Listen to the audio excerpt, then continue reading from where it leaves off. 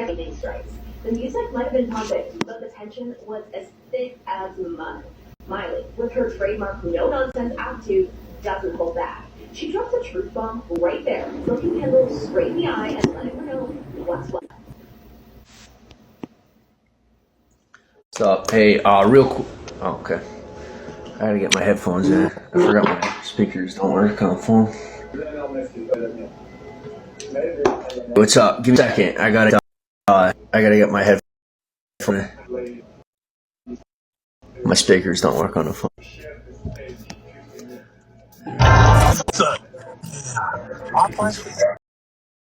William. Hello. Bye. Even better. What's up? What up, little bitch?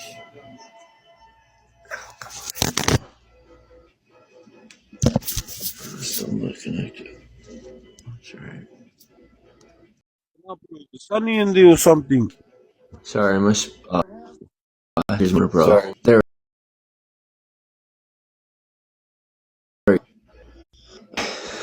Better. Hello. How are you?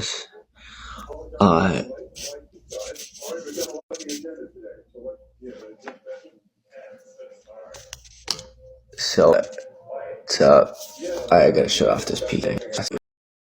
So,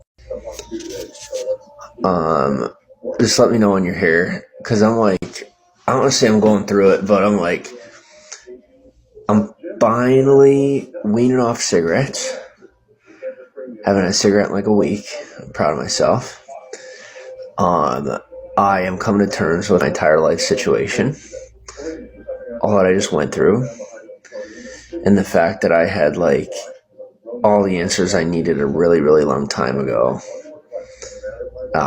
And essentially, I'm coming to recognize that there's not all that much that I've learned in the past couple of years. It's mostly been perception shifts to become more comfortable with the possibility of continuing forward in the life that I started a couple of years ago. I wish I had realized sooner. I obviously would have just, started my life. Hi, Chandler. How are you? Do I audition to become official? Sure. Yeah, hit my inbox. Throw it in there. I gotta take a look, though, to see that I want to, because I've had a couple of offers and every single one of them has been a letdown so far. It's like just everybody's full of themselves. Excuse me. That's all right. I'll take a look at what you got going on first, and I'll decide.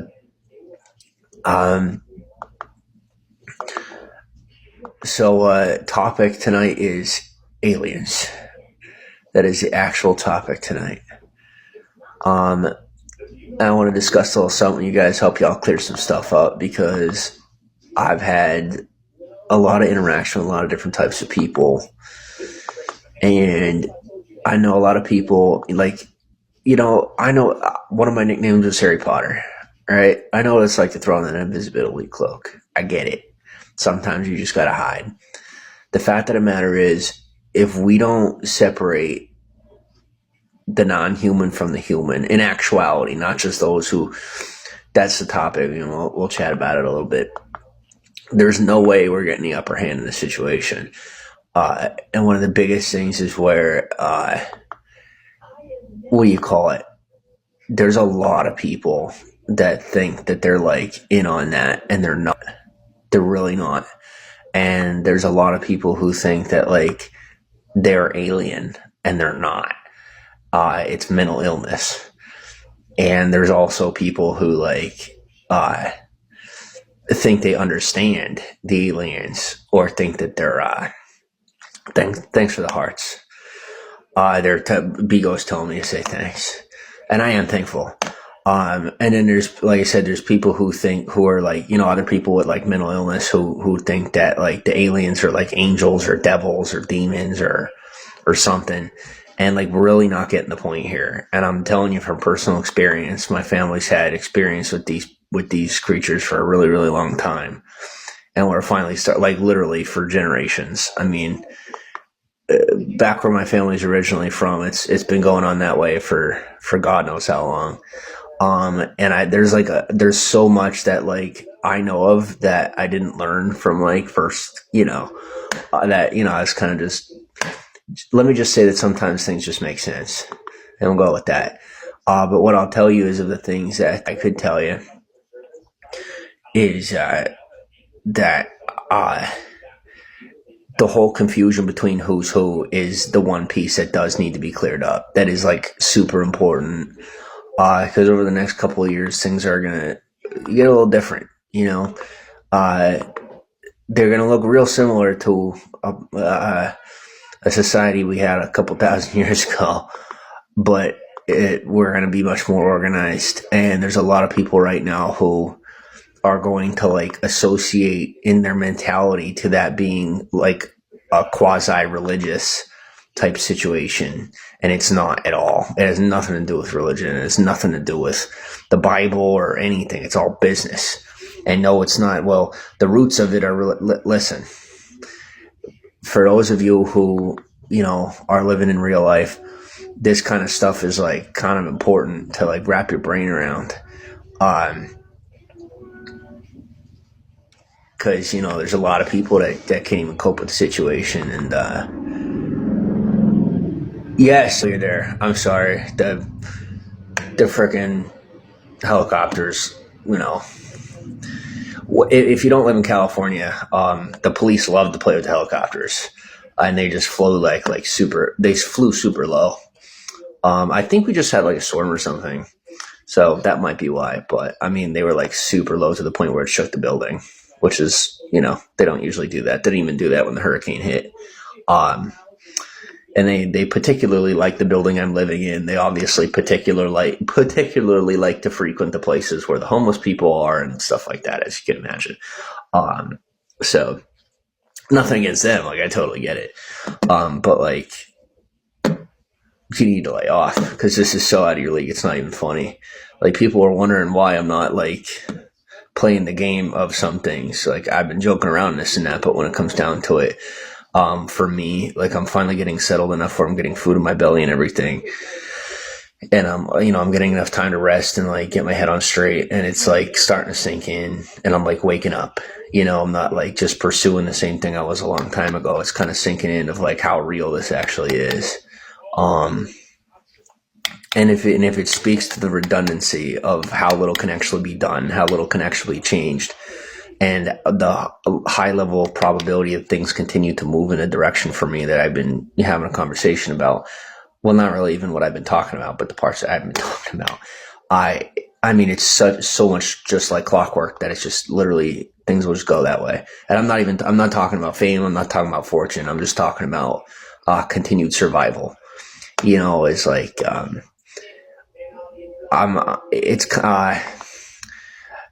you got to look out for yourself, but you also got to look out for the next person. And the reason I'm that way is because, in my family, most of them are doing okay, right? And a couple of us fell off. And then I say about 2 generations of my own weren't making it too good. And our family should have died off before me and before a couple other people. Most of them either died off or decided to live in the quiet desperation that had been like, the half of a saying that was introduced to me a long time ago. But I decided to go somewhere with my life, and I guess there was a whole lot more involved than I knew about that was already, not planned for my life, but ended up becoming the plan for my life. And that's a part of what I'm trying to communicate to you is like, I'm not in the Illuminati. I'm not in some grand design or something like that. I do understand what all that is and how it works and whatnot, and also the basic average society. And I really, really, when I say I have an outside view, I mean, like, I really like, for example, when you, look at the International Space Station, right? When they look at Earth, I think they get a different view than we do. Don't they? Well, for me, how separate I've been from a lot of things, it's kind of been that view. you know, and there's a lot of people that are nervous, like information wise, not realizing like how totally just like, excuse me, like, um, pointless and futile their efforts are. Like they're literally just playing kid games and they think they're like protecting the world. Do you know what I'm saying? Like they're all hyped up on everything from drugs to did I mention drugs? Let alone, who knows what else I could say. And the irony of it is, they'd be the ones trying to shut you up. They'll put you in front of a court and say you did drugs while they're doing drugs when they're not in court. And then even a whole system of things of those who do protect themselves. This isn't a paranoia thing. You got to chill. This is actually kind of serious, believe it or not. Yes, I know this. I don't actually have paranoia. No, there's cameras pointing at me. I'm pointing a camera at myself at present. I got a couple out there, obviously. They're called security cameras. Pretty normal thing. Helicopter thing. Pretty normal thing. Not a paranoid schizophrenic. Times are changing. We're getting brain chips and starting to use our wrists to check out at stores. This isn't the 70s. You can't just give somebody lithium and make it go away anymore. A guy like me, I don't need to be compartmentalized because I know, where my loyalties stand and what I'm doing. What I'm trying to say to you is that you might want to either get up with the times or slow down a little bit, because one way or another, unless you're keeping a healthy pace, life is about to get very interesting for you. Me personally, my life's going to get interesting in a way that I prefer.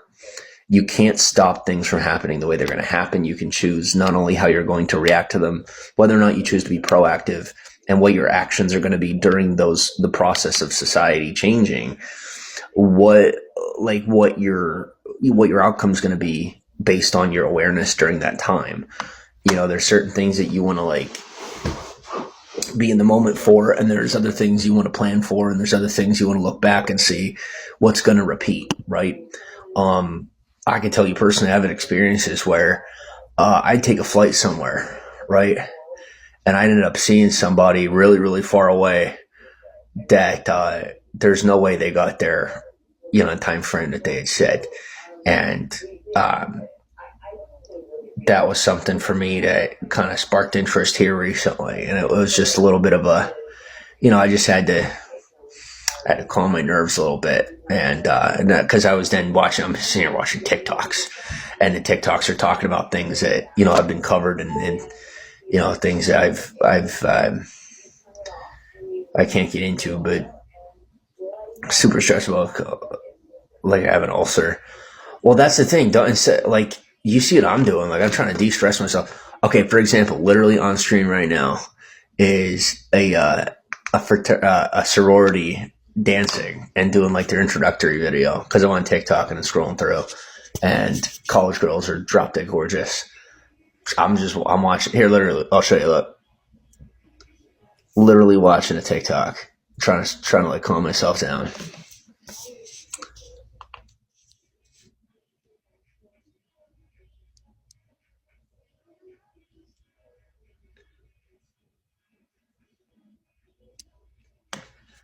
Like 90% of the time, sex calms me down, and it's like the only thing that does it for me.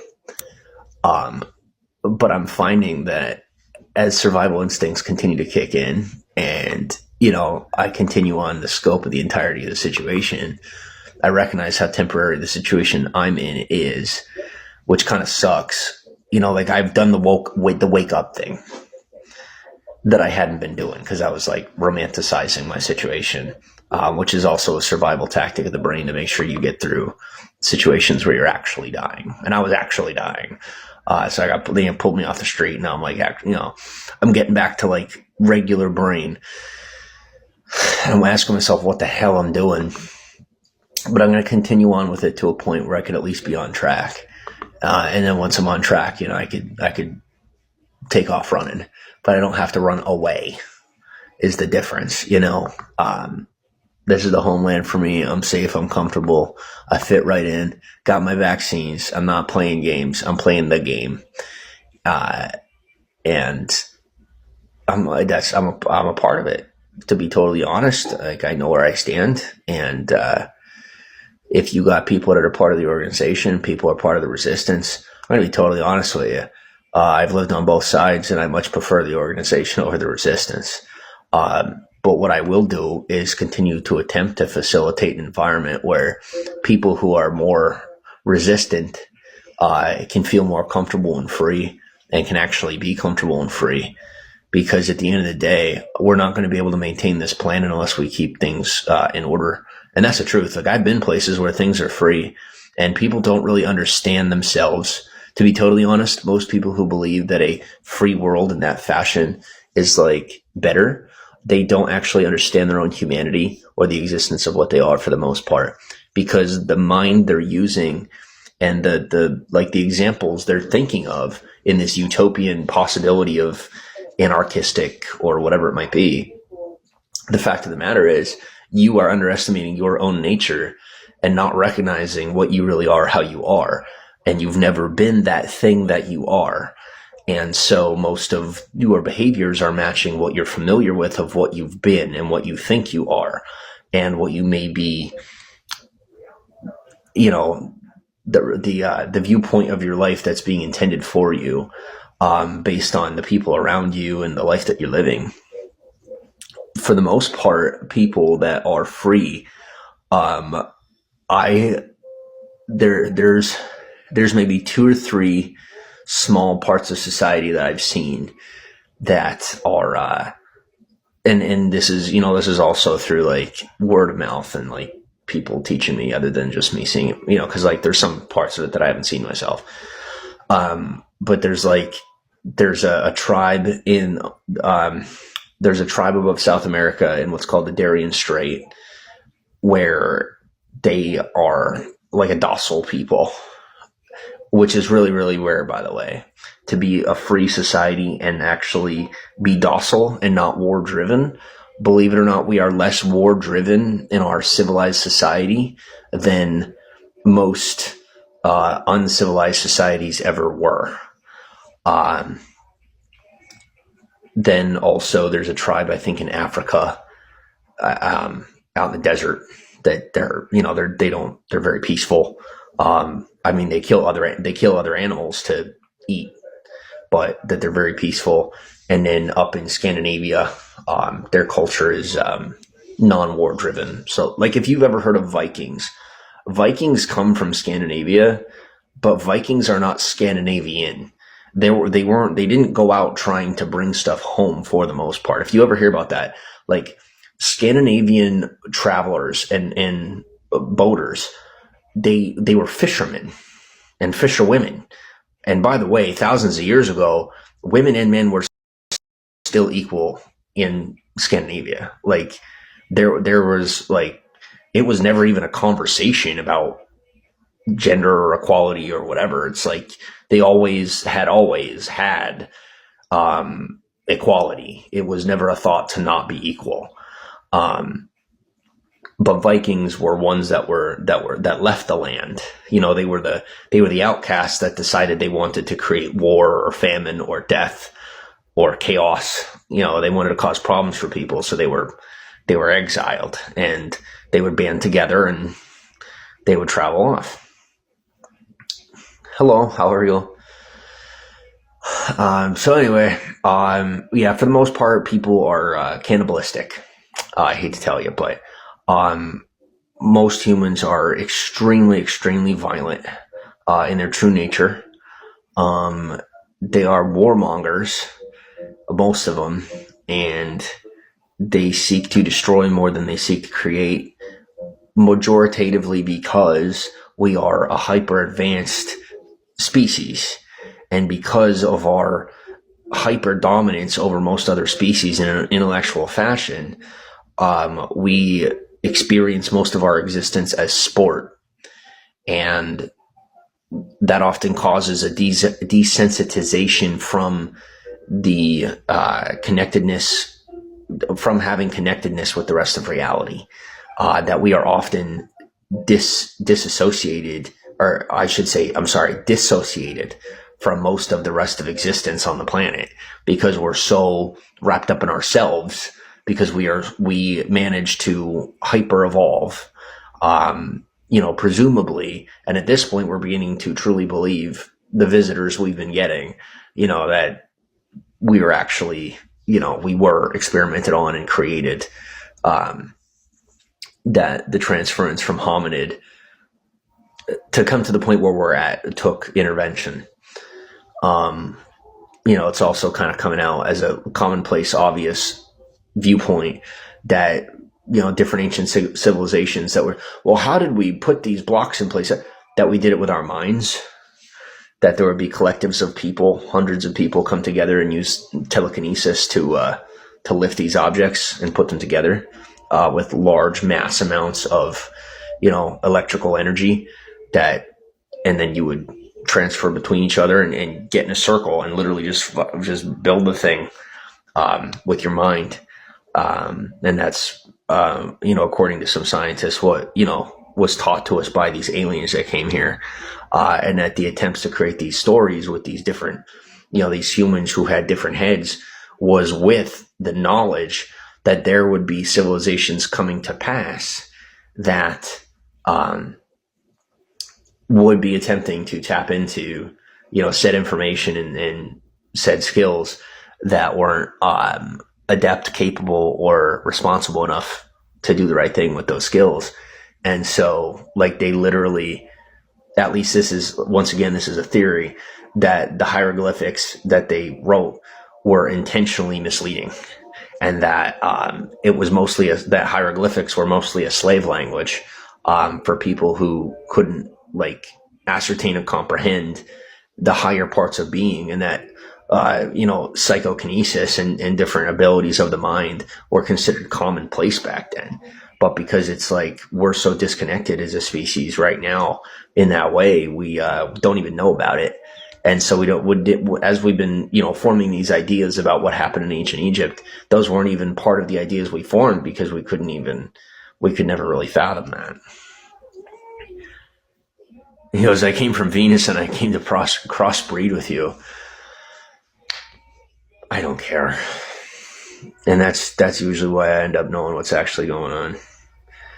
All these people, it's like they just let everything bother them, and they want to be a part of everything. Me personally, I'm like so uninterested, to tell you the honest truth. Excuse me. Like, I can't say that I have met an alien, but I can't say that I haven't met an alien. And for me, essentially, the experience that I may or may not have had, it was just like, what do you want? I like, that's what I want to know, is like, what do you want? Like, I don't know what to do. Unless I know what you're wanting to do, I don't really know what we're doing. Like, I don't know what the whole idea is here. Like, welcome. I'm not exactly your sharpest tool in the shed, but I'm also not the dullest.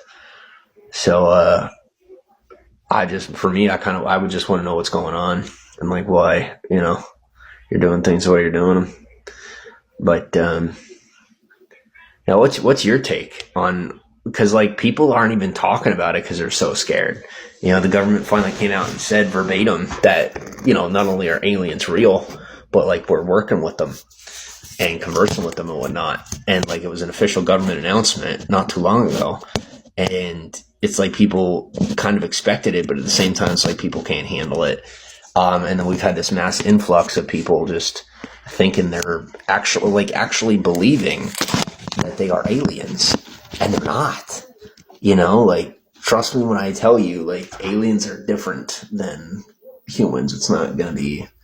I think I might have just heard a knock on my door, but I'm not 100% sure. Give me 1 second. But yeah, a little bit different.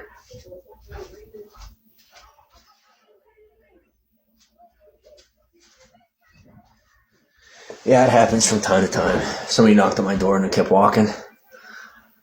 So no different than I have trolls on the internet. I got trolls in real life. I just do my best to ignore them.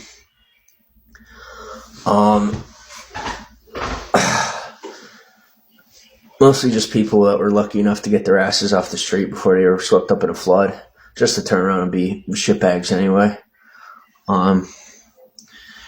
Might have been how I would have been last time, but, well, I learned my lesson. So yeah, that's what I'm stressing about. I'm not even kidding, I'm stressing about the whole alien thing. Because we got some changes coming societally, and I'm nervous. Star, what's going on? It's just so stupid. Guy, okay. By a raise of hands, you won't even raise your hands. I know you won't. Because now you're fucking scared again like you were before. Now, what I told you came through over the past couple of years. Did it not?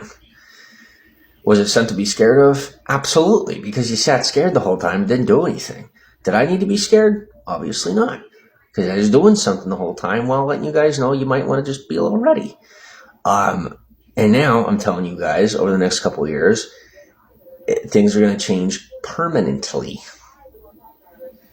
That is why I am doing things the way I'm doing. I'm doing whatever the hell I want, because I already know that literally everything around me is done.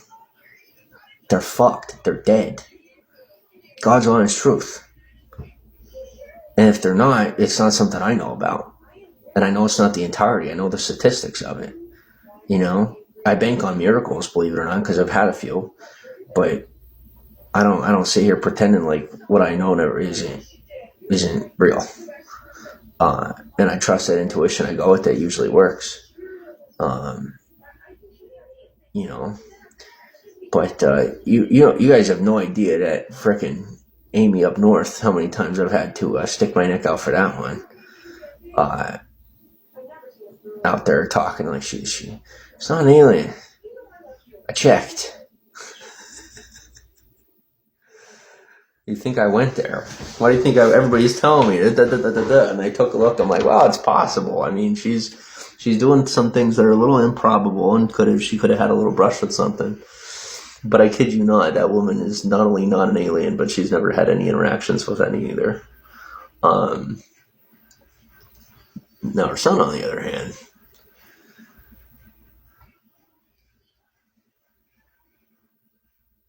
welcome to Bigo. Thanks for the follows.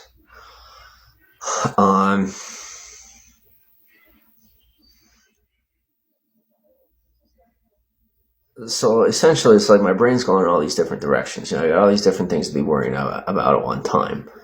And at the same time, because of the life that I do have, I don't really have to worry about anything. So I could technically do whatever I want. So why am I not? Is kind of what registered today in my brain. It's like, why am I not just doing whatever I want when, factually speaking, I'm going to be fine either way. Why am I not just going and doing what I want to be doing? And the answer is that I just, if I'm going to be totally honest with you, it's, I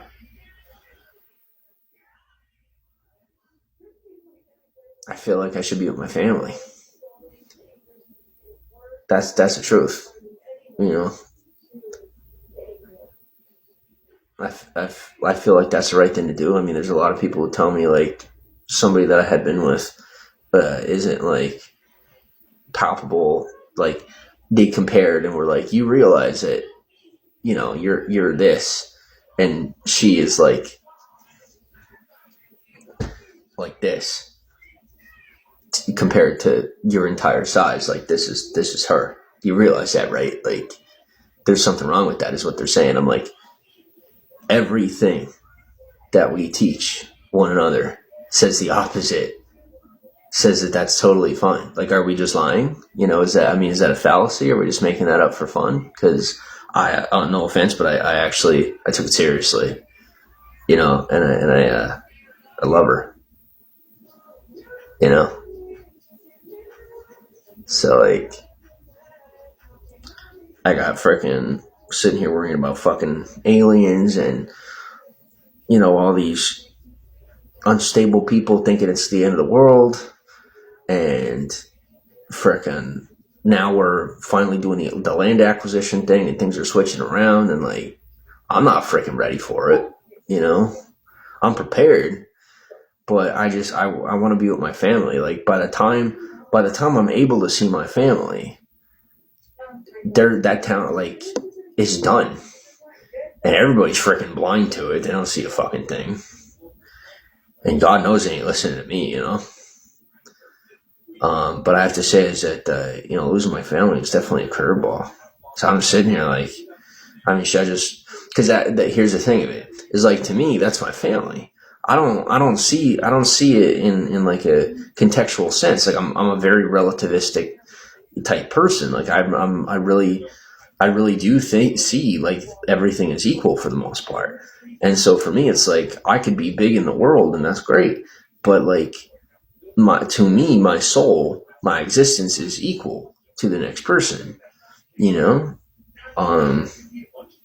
I take that in a very literal sense.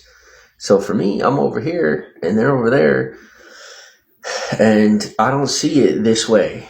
I don't. I've been introduced to the perspective. I pay attention. I kind of grasp the concept. I weigh the options. I weigh out what things are in whatever ways intersect with the perceivable reality. And I still see it the same way. I still see it the same way. I do. Love is love. Like, what do you want me to say? What do you want me to do? You know, care more about the next dollar. That's what the request is. Is to say that if I pay more attention to the market than my family, that it's going to save society, that it's going to change the world, it's going to do better for people.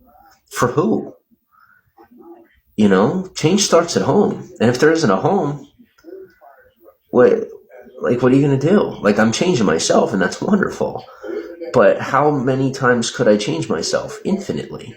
What, just to go to the next thing, to the next thing, to the next thing? The only thing that's different is the lifestyle. A transitional lifestyle or a stationary lifestyle. You know, a transient lifestyle or a stationary lifestyle. It's nothing. No, nothing else is different about that at all.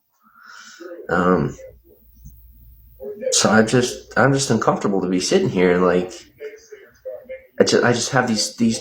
It's just everybody. I feel like everybody's so small-minded and not paying attention. And I wish I had never fallen in love. I wish I never loved her. That's where I'm at, because that love is the best thing that could possibly happen to anybody. It really is. Because I have had my taste of reality, and I am telling you, love is the best thing that could ever happen to you, me, or anybody.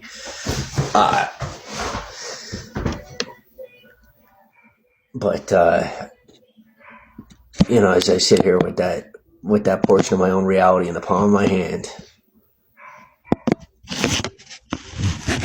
I just don't see the point. I feel like it's all just being also relative. Why stress about it? I'm not like, I think some people are over trusting, ironically. That should things go to shit, that they're just going to be okay, or they'll just figure it out when it hits. And I think people underestimate how much they freeze when these things happen or are happening. Like people often overestimate their ability to handle a situation. And I know for a fact that my people, they're not going to be okay. I know they're not. They don't know they're not, because they have their grasp on reality. I've lived in a couple of different forms of life, and you got to be able to adapt. You have to be able to mesh in and out of those different types of lifestyles. And if a guy like me is not fitting in, if I'm not blending in, there's a problem. I'm just letting you know, if I feel like there's something more important than blending in, there's a problem. So I'm saying, like, my time here in this situation is so temporary that I could sit and have these conversations on live stream, properly ID'd by the U.S. government, and it's not going to cause an issue for me, because the threats are that imminent. And it's like people are just waiting to go back to normal, because that's what we did when influenza hit. A couple of years later, a couple of guys got really wealthy, figured out how to put a system together that would keep everyone safe, and that system is going to continue to improve and grow. It's just there's a lot of people that are not preparing by involving themselves in that system on a further basis, who don't realize how big of a hit we're about to get and how that's going to like wipe them off the map, literally. Like, most people don't really recognize, accept, or otherwise interact with the thoughts of their own mortality, right? Like, I live every day realizing I could die at any time. And that's part of how I stay awake in my own life, when I am constantly bombarded with these things of comfort and attempts to, just get me to comply. And what I do is I stay as compliant as humanly possible without allowing for losing control of my own mindset. Like, there's a difference between being like anti-establishment or rebellious and being someone who wants to, stay in the know while also trusting the establishment. And the fact of the matter is, the establishment is out for our best interest, and they're not actually really the ones you need to be worried about. It's actually more so people who are attempting to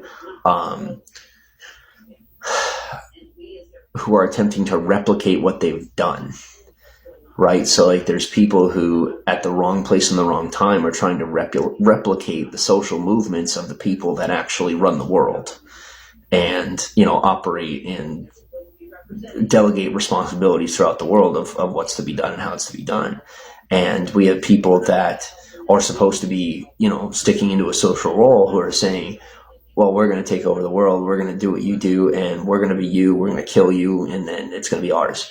And, those are the people that are actually doing the things that you guys are either being directed to blame on or are blaming on by nature, the people who run things, because it's actually not them doing that. And they did not get to they did not get to where they are by doing those things. Those are misinterpretations of people who are attempting to emulate the behaviors of people who built success for themselves, like generational wealth for themselves. These are people that are attempting to replicate those, mixed with their own generational, I don't want to say curses, but their own generational problems and illnesses and issues, and building those into the plan of the system that they're operating in, instead of you have to remember, they built their success on the outside. They built their success before there was a Social Security Administration whatsoever. It didn't exist. So they were free people building a system for us. And it didn't require, the sacrifice of blood, sweat, and tears. Sweat was optional. The point I'm making is that the people that are operating within the system and doing that, it really is called corruption. It is called crime. It's not accepted or condoned by those who actually delegate the system. How do I know this? I'm not in prison or jail. And that is the reason why. It's because I follow the rules. I follow protocol. All right. Here's the thing. Silence is a culture.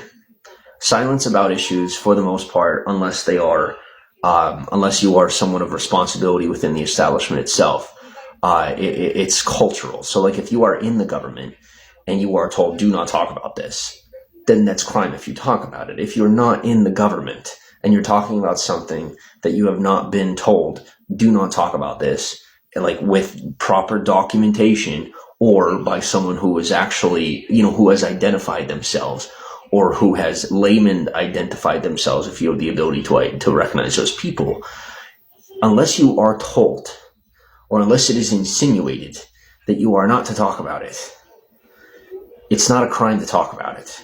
And you are not to be silenced or hushed or attacked for talking about it. You are not to have people come in and try to make you look crazy, or try to make it sound like you think your name is a number, or any other, the really low ball, 13-year-old childish tactics that I have encountered. The past couple of years have been very grueling for sociocultural reasons. Thankfully, I have not faced a lot of psychological competition. That has been refreshing. My brain has gotten to take a break and take a nap for a while. It was wonderful. But, now that the physical grueling is over and the mental grueling is over, I'm finally going through it emotionally, where I am finally processing everything that happened. And yes, it did take like 3 years for me to get to the point where I could process it, because it took me 3 years to get to a point where I could just be alive and not have to like worry about if I'm going to die that day. Whereas that mindset is exciting when you're on mission and you're pursuing a target, or you're trying to save a life. If you're extracting somebody, whatever you're doing, it's exciting when you're trying to do the right thing and you're doing something. When you're not doing anything at all, scary is bad, because the whole idea of being at rest is that you're at ease, you're calm, you're relaxing, and it's not always easy to get there. It's so important to get to that point mentally. So for me, it's nice to have enough like mental space to just actually be starting to calm down, and like have people around me that like their brain lives beyond the prison that's about to be eradicated.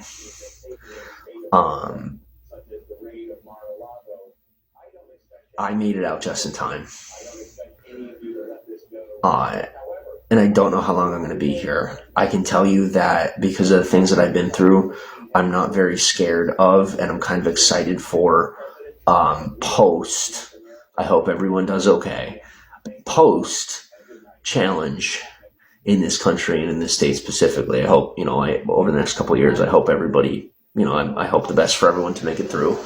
But I'm very excited for what this state's going to look like after it gets a little more organized. It's going to be beautiful, absolutely gorgeous.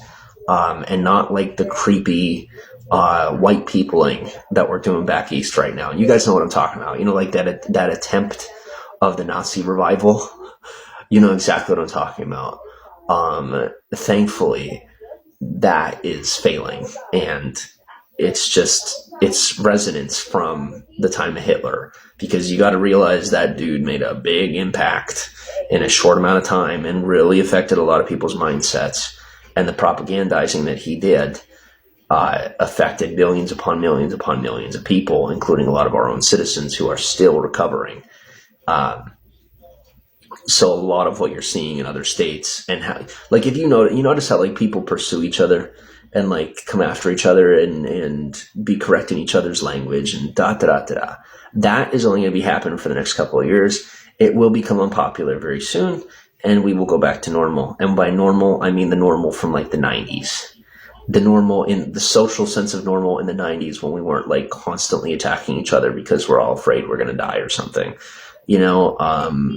Illness, I can't speak to. Mental illness in this country is absolutely out of this world. It's like the numbers are so high. And, I'm not going to lie to you, it mostly has to do with Christianization. It mostly has to do with religion, believe it or not. Our country is one of the most rational in the world. And with the introduction of like common sense thinking in this country, most of us are having clashes with pasts that we're familiar with and things that our families have probably been engaged in for a very, very long time. So as we're being introduced to these ideas and these social patterns that are far more healthy for us and are actually proving to be producing not only results, but fruit of the, actual, return to us on the results. It's like our minds know that there's healthier choices, but we're so inundated with this religious think that our brain patterns match this religious think. And so our brains say that healthy thought is unhealthy until we, get to a point where we kind of have to be healthy or die. The brain adjusts as best as it could.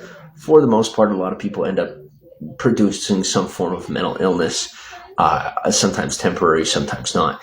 Me personally, I'm not going to lie, I have had a couple of my own,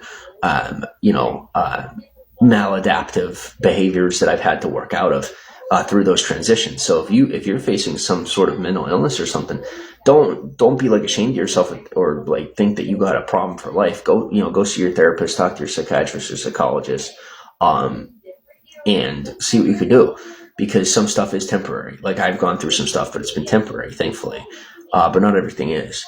So, but also understand that if it's something that you develop through the transitions of your life, unless there's like a recognizable pattern, it doesn't necessarily mean that you have like illness in your family. For example, there's illness in my family, but there's not. Like pretty much everybody in my family except me has mental illness, but none of them actually were born with mental illness or developed it like throughout their lifetime. It's been from traumatic events and some type of third party experience caused them to have a mental illness, caused them to have an issue.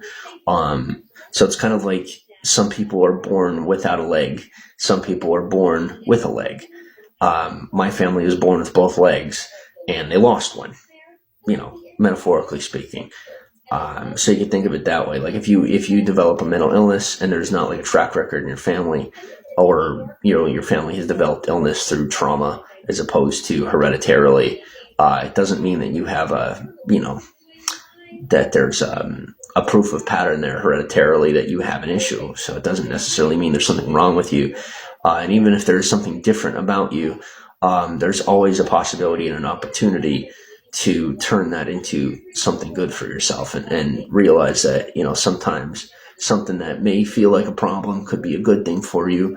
I'll give you an example. First, I'll give you, something a little out of this world, but maybe it's more relatable because I know a lot of people like to watch movies and this and that.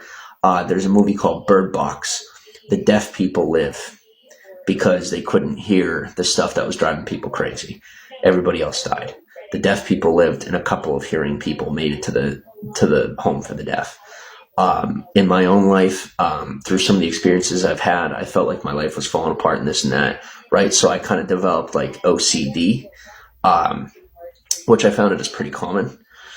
And so I always kept things very clean, which ironically ended up being a really, really good thing in the long run. As I would have here and there, people would call wellness checks on me or this or that, trying to make me look crazy, honestly. Now, this is before I knew how ineffective that would be in my life. So like there was a lot of people from a darker side of my family, let's say, that thought it was really, really, really funny. And so they were like sitting back and laughing as I was constantly like, oh my God, what's going to happen to me? When none of it was ever even a possibility. Very funny. But thankfully, we're done playing around with that. I come to find out they thought that I actually thought it was funny. They didn't know that I really didn't find it funny. Everyone has a different sense of humor. It's okay. I never did, but I'm not mad because I recognize now and I find out that most of you just were trying to be comical. I accept your apology. I love you. I keep my spaces clean. And I, to this day, for the most part, keep my spaces clean. Kind of an important thing. So like I said, whatever you got going on in your life, don't be ashamed of it. Don't just, be you. I will tell you on the topic of, what the title is here. As far as like foreign entities and things of that nature, they're not anything to be feared. I'm telling you, because one way or another, whether they're our predecessors or they're here to take over the planet, I can tell you that no matter what we do, there's no possibility of fighting them off. I can tell you the most intelligent thing to do in a situation like this is what the longest surviving families in history have done, aka my family. Throughout the ages, we have needed to adapt or change the least. Because we've done the smart thing and we mesh with, somebody was making a joke earlier and saying, we're here to breed with your people, like hilarious. Well, if you've ever heard of a Bohemian or the Gaelic people, some people say Gaelic, it's actually Gallic, but what is now Austria was once called Gaul, and we actually migrated from up in the Nordic regions throughout the rest of the world. And it's kind of like a thing where if you want to conquer a people, like the dominant people are those who are not dominant and those who do not attempt to be dominant. Coalescence really is the answer. What happens is it's like there's these culture clashes where people don't realize that no matter what, it's going to go that way. And so mostly it's about are people kind of like figuring out how to communicate with the rest of people who think war is a good thing for some reason, about, that coalescence and what to do in reference to how to bring people together, which obviously is a pretty tough task. But that brings me to the precipice of conversation here where, my family got effed off for a minute because they were really stupid. And I took a walk and thankfully survived. But it's like, oh my God, people are so stupid. They really are, though. Like, it blows my mind. But I never knew either. I never knew how insolent most people are. And I don't want to be a jerk, but I see a lot of people, from my background who they're so pretentious. Like, I'm acting like I'm pretentious. I'm being a jerk, but at least I'm nice enough to say it. I know what it's like for people to treat you like you don't exist. I know what it's like for people to just frickin', how do I put it? Disacknowledge your existence. I have a really hard time being that type of person. Like, I got family who survived for a very long time telling me, they're like, look, ignore these people. Like, literally, don't acknowledge their existence whatsoever. And you will, you'll just float to the surface. Don't worry about it. And then on the other side, I got people like, you realize how stupid they are, don't you? Like, about the people on the part of the family that's telling me, like, ignore everybody. Like, you realize that they're isolating themselves. And I see both points. I really do. On one side, you got a shit ton of bad habits that are going to kill you before you grow up. And then on the other side, you got a whole bunch of people who are totally isolated, and should shit go down, aren't going to have anyone on their side. Or when shit goes down, won't have anyone on their side. So I don't really try to side with anybody. Not with my own people, not with people who aren't my own people. I try to make everybody my people, but I also make sure people understand that I'm my own person at the same time. It's a really difficult task. It's a tough thing to juggle. But then it's also important to recognize, like, it's not a thing where you have your own separate social identity, right? With the implementation of the Social Security Administration, social identity switched over to a thing where it was far more communal, right? So it's like you're your own human, you're your own creature, but you're not your own person entirely. And the seeking to be one's own person is very financially lucrative for the system itself, but it's not very beneficial for you on a personal basis. So we get caught in this crux of deciding between increasing the person, increasing the self. And the way that you kind of reverse engineer that and decide to invert it in such a fashion that's actually beneficial to both yourself and your person is by increasing yourself. Because when you increase yourself by focusing on your interpersonal skills and who you are as a human being, you inadvertently increase your value in the market and increase your, and everything I'm saying sounds entirely redundant, right? It sounds super obvious, but it's not that easy. It's easier said than done. So when faced with, a large socioeconomical shift, our biggest problem is not actually going to be money, because when we have a market crash, people think that like a market crash is the reason why people have the problem. They're fighting over money. No, they're not. They're fighting over each other. We're fighting over culture clashes that we otherwise ignore when we have enough money to pay attention to ourselves. The more you know yourself, the less you're going to fight when there's problems. 2020 was the easiest year of my life. 2018 to 2020. 2021 was when I officially started facing problems, because it was the year when all these people who fought for 12 months straight to keep their lifestyles the same finally ran out of money, including the rich, including some of my own family. And who did they come to? Yours truly. For not for money, for answers and for solutions and the processes that require self-actualization. You can't shake a baby and get it to answer you in English. My dad tried, and then a couple of years ago, I had some other people give it a try. Didn't work. You're not going to get your answers from somebody about things that require you to improve yourself. The things that I know how to do, I can't teach you. They're literally things you have to learn on your own, because they require the integration between the skill and your personality to be a proficiency. There's baseline, but that baseline is experience. That's not possible. You can't learn it in a book. You can't go to school and learn it unless what you're trying to learn when you go to school and reference the things you learn that way are better learning practices and having, better social skills.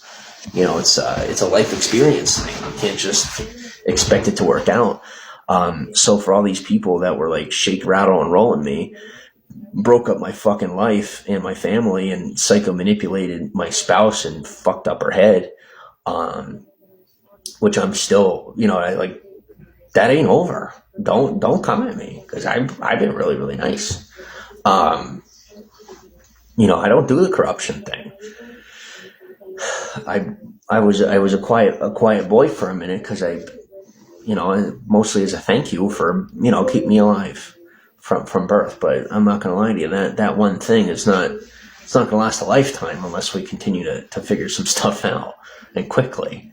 And then also on top of that, the offers afterwards for, the apology were like such an insult. Like, we're sorry, here, now go do it yourself. We'll let you rebuild what we broke as an apology. I was like, well, no, I want the whole, I want in.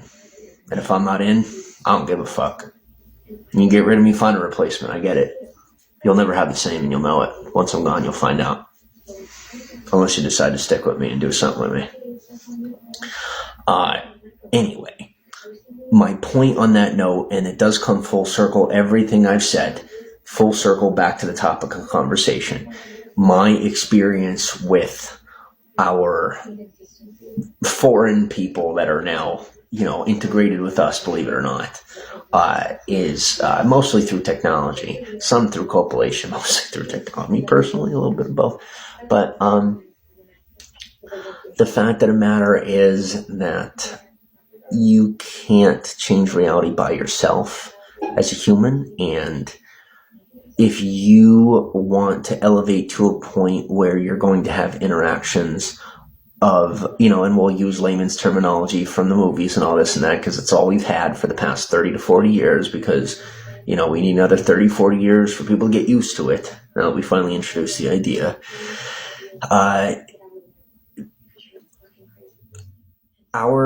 Love you too. Our new homelanders, our people that are now settled on this planet, are not going to interact with you unless you elevate yourself. Unless you prove to have an ability to survive beyond a shadow of a doubt, you will not even be acknowledged.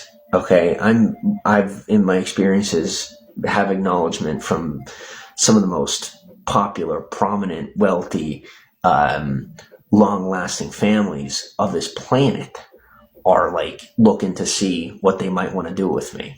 That's literally what I'm dealing with right now.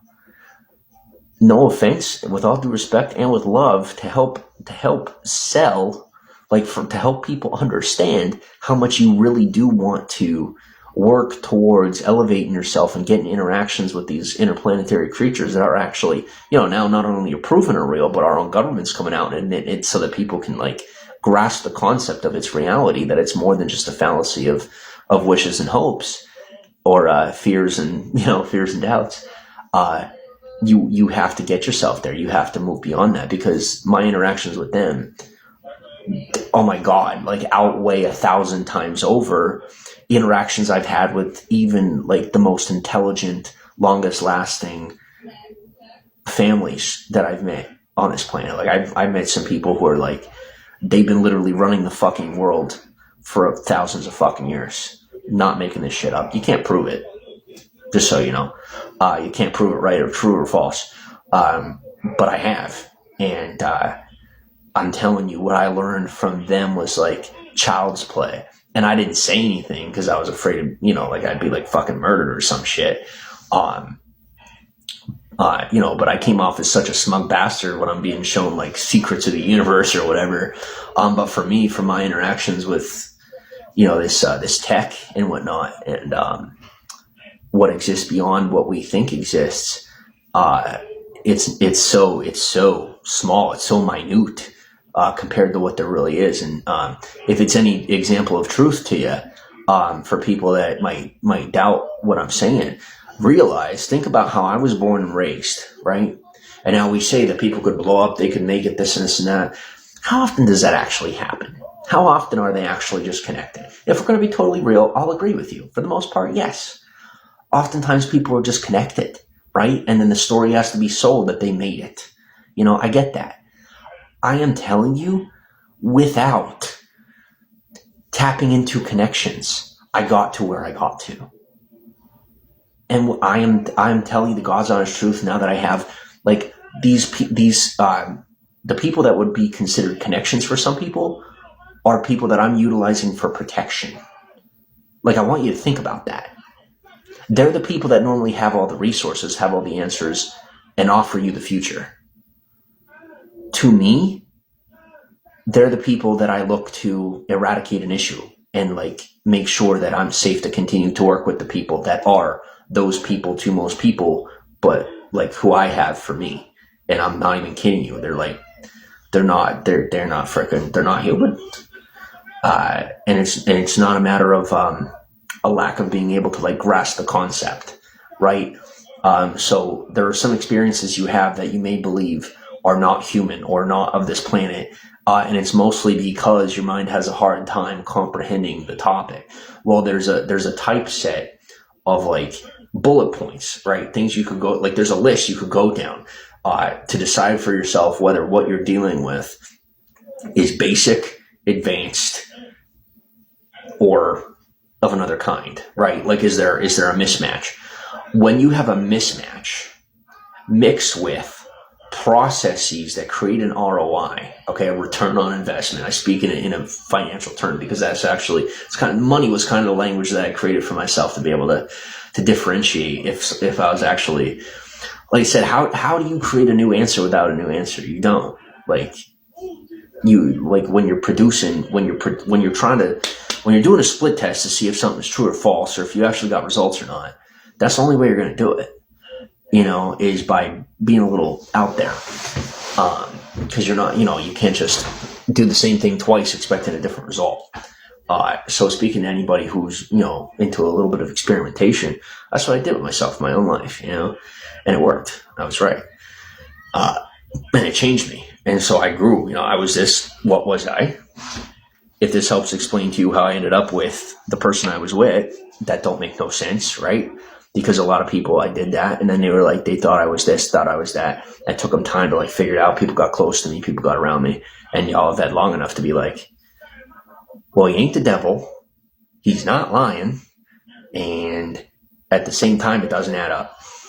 I am telling you, the same fucking way I told you years ago, before you tried to shake me down and find out, and then you still couldn't come up with shit for yourself because finally you were wise enough not to just make it up.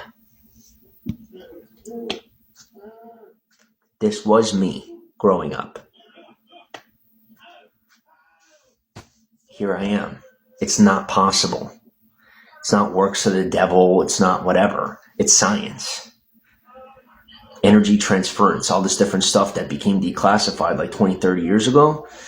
It's still, you implement it in society. You can implement it within your own life. And as long as you can stabilize, you grow, you change, you become different. And like I said, I came to a point where my personal interactions with this species, like I've more than a liaison, like it's kind of a thing for me. Like I consider myself more of them than of us. And I never would have said this had the government not come out recently with what it came out with. But now I'm obviously, I'm always the first, gotta be the first. which is, the sooner the better, I suppose. But I came out here and so I'm saying what I'm saying right now, and I know I'm gonna realize what I said like an hour from now and be like, what the fuck did I just do? But what I'm telling you right now has been my experience for a really long time, but I've never been safe to share it publicly. So I never did. It was one of those things where I got the little nod from a girl that looked like my ex-girlfriend. I've had the common sense to accept, and I kept moving. And I say that because the spooks are going to have to change their rule book now that we're public about the aliens. And we haven't gotten to that point yet, but, I always like to be one ahead. So, the guy on the bicycle in the mountains will get in front of your car if you're not driving fast enough to get past them before he identifies you. So, you can ask her about that. She'll let you know. But another reason I wouldn't recommend pursuing me or giving me issues on my past is because I will tell you the God's honest truth. I am a major distracting point for governmental agencies against people who are making money off of this shit going on right now. The actual criminals are, I've been an ability to, I've been somebody that's been accidentally keeping, law enforcement and governmental agencies of a investigatory nature distracted from more important projects. And I am telling you right now, I am nothing, and I am not a problem. And I have been involuntarily, and not forced, because it's uninvolved, right? Where they can't, it's not that, it's nobody's fault, right? The governmental agencies are investigating what they want to investigate, learning about what they want to learn about, focusing on what they want to focus on. The problem currently is the greed. And there are these people who are seeking, this outrageous amount of wealth, the wrong way, who are literally destroying, our world, literally. And our governments have been distracted.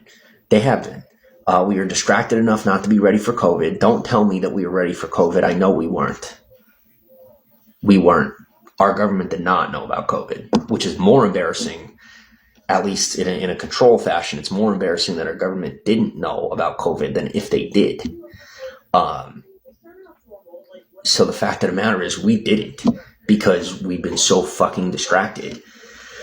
And now on the alien topic is, you have to understand the decisions they're making about us as a species is based on our behaviors. It's based on us as a whole, as an entire species, not just as, how are these ones acting? How are these ones acting? No. They look at it entirely, for the most part, in, we don't have a word for it yet in English or in human language. Organic numbers. Think organic chemistry. If you ever took organic chem in college, I heard it's very, very difficult. I heard organic chemistry is very difficult in college. Well, no different is the same with these numbers about, how these no longer foreign creatures, I remind you, for the past 60 years, they are not foreign. So they've been here. 60 years for them 60 years for us is like 6,000 years for them. Okay? Think dog years, but in the thousands. They've been here for them. They've essentially taken over already. It's done.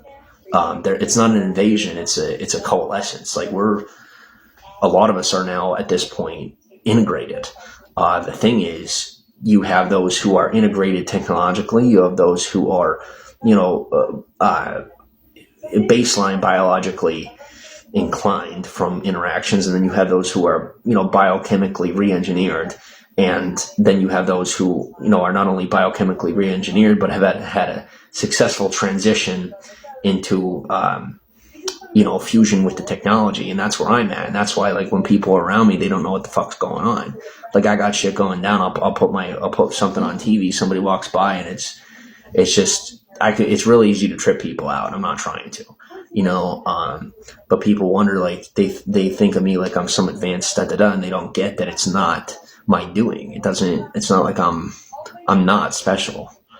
And that's what I'm attempting to communicate in that fashion, is I know that I'm not special, and I don't think it's different. and I'm making my best efforts to keep like a calm demeanor about it all to help with the credibility factor for, how what I'm saying is so outrageous. I do know that it is.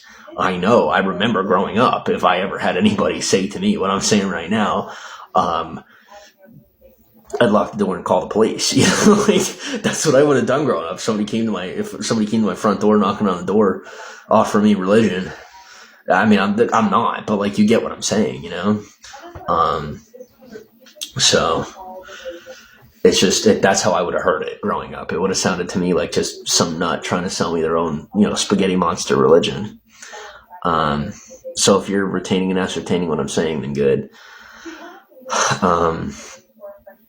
But I'm sitting here like realizing that I'm reminiscing on a hope and a dream and a wish of like, becoming rich and famous when everything I just said to you is true. Like, why the fuck am I focusing on any of like how petty was I? I was really fucking petty. Like even the stuff I was so mature. Like even this with everything I learned and everything, my thought process was still to become rich and famous. It's like, yeah, let me go use this and I'll go make a life for myself. But I also then and to this day and kind of do see that as like the most productive way that I could be alive. Like I try to sit here and weigh out my options, and it's like any other state in the nation is not an option for me. After my experiences, it's not. The way that every other state has treated me, the way that this state has treated me, I'm staying here. It makes the most sense. I'm not worried about human beings making plans on my name. I'm not worried about people plotting against me or whatever. I'm not worried about who's in or not in my favor. Like I said, when I tell you this foreign species is so far beyond advanced to anything we have currently by millions of years, that is how it is. Most of the people that they're working with, they are not meshing with them. They are not. Think Avatar. Because I gotta reference movies. You guys don't have like life, stuff yet unless you're actually going on the internet and looking up what they've declassified. For the stuff that hasn't been actually, for the paperwork that hasn't been lost. But yeah, it's like they're not. Because like, what would you do? Would you do that? If you moved in with someone that you knew was a dangerous animal, a violent, murderous animal, and you have witnessed them do things that you would wipe out an entire bloodline for doing if your own people, if they had somebody do that, they would wipe out their entire bloodline and like back to their last ancestor living, and any cousins and second cousins and their bloodlines.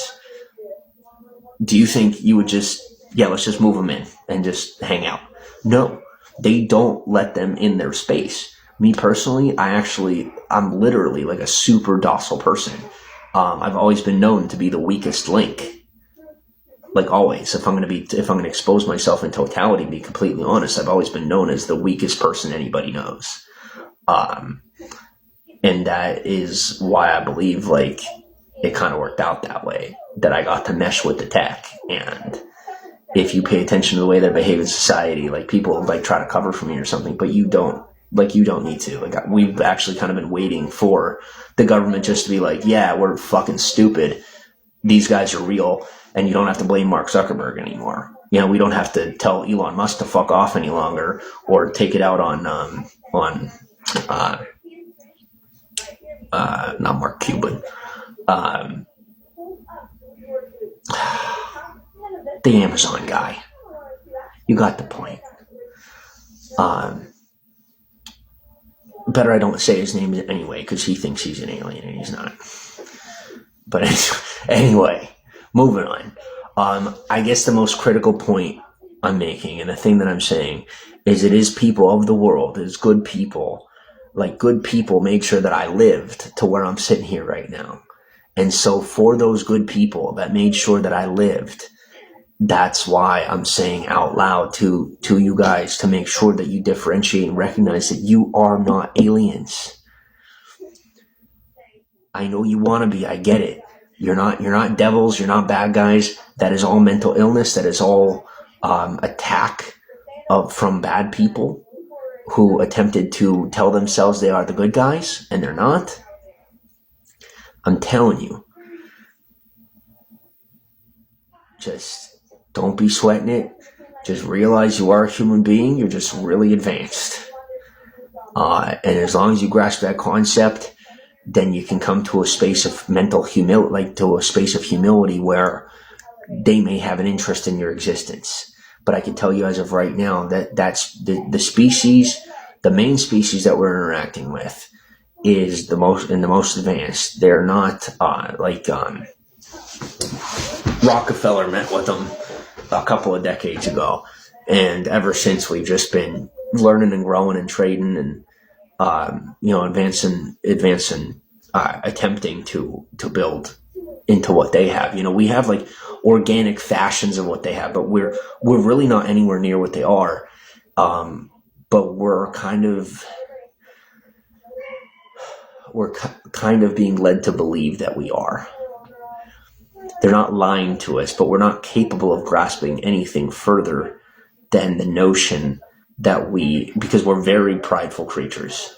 Like we really think we're the bee's knees. We really do.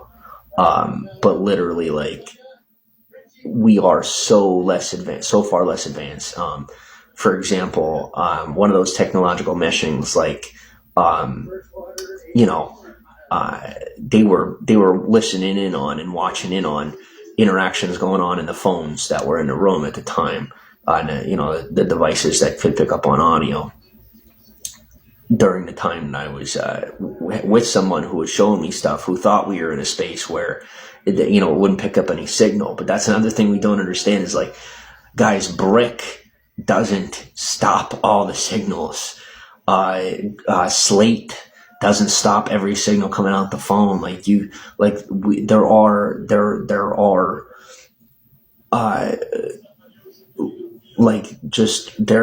knowledge out there that we don't have access to. Most of us don't have access to. And it's not somewhere on the planet that we, just haven't discovered yet. No, it's stuff out there that we are really, really, really going to have to get on our knees and be kissing feet to ever even come close to getting access to. Trust me, I'm living proof. So seriously, and the reason I'm saying this to you now when I'm saying it is because I'm saying it before what I'm saying is too believable, okay? And this is something I learned from them. I did not learn this from human beings, what I'm doing right now. Think about it. For some of you who actually know some of my life history, have I had interactions with people that are as smart as some of the things that I'm saying? Nope. No, I haven't. Have I had any neural links of any type? Have I had any ability to, psychokinetically connect with these people? No. I'm telling you for a fact it came, I'm not a prodigy, or a protege. I'm not a prodigy. And I'm not just that smart. This level of smart doesn't run in the family. If it did, I probably wouldn't only have one piece of it and then be talking about, smart people probably don't just go out and talk about it. Me personally, I only have one part of the smarts. So I am smart enough to, a smart that is built into me is being smart enough to know that if I only have one part of the smarts, I shouldn't bank on that part and build my life off of it, because not having the other part is going to make me so vulnerable that if something happens, I can get cut off the knees.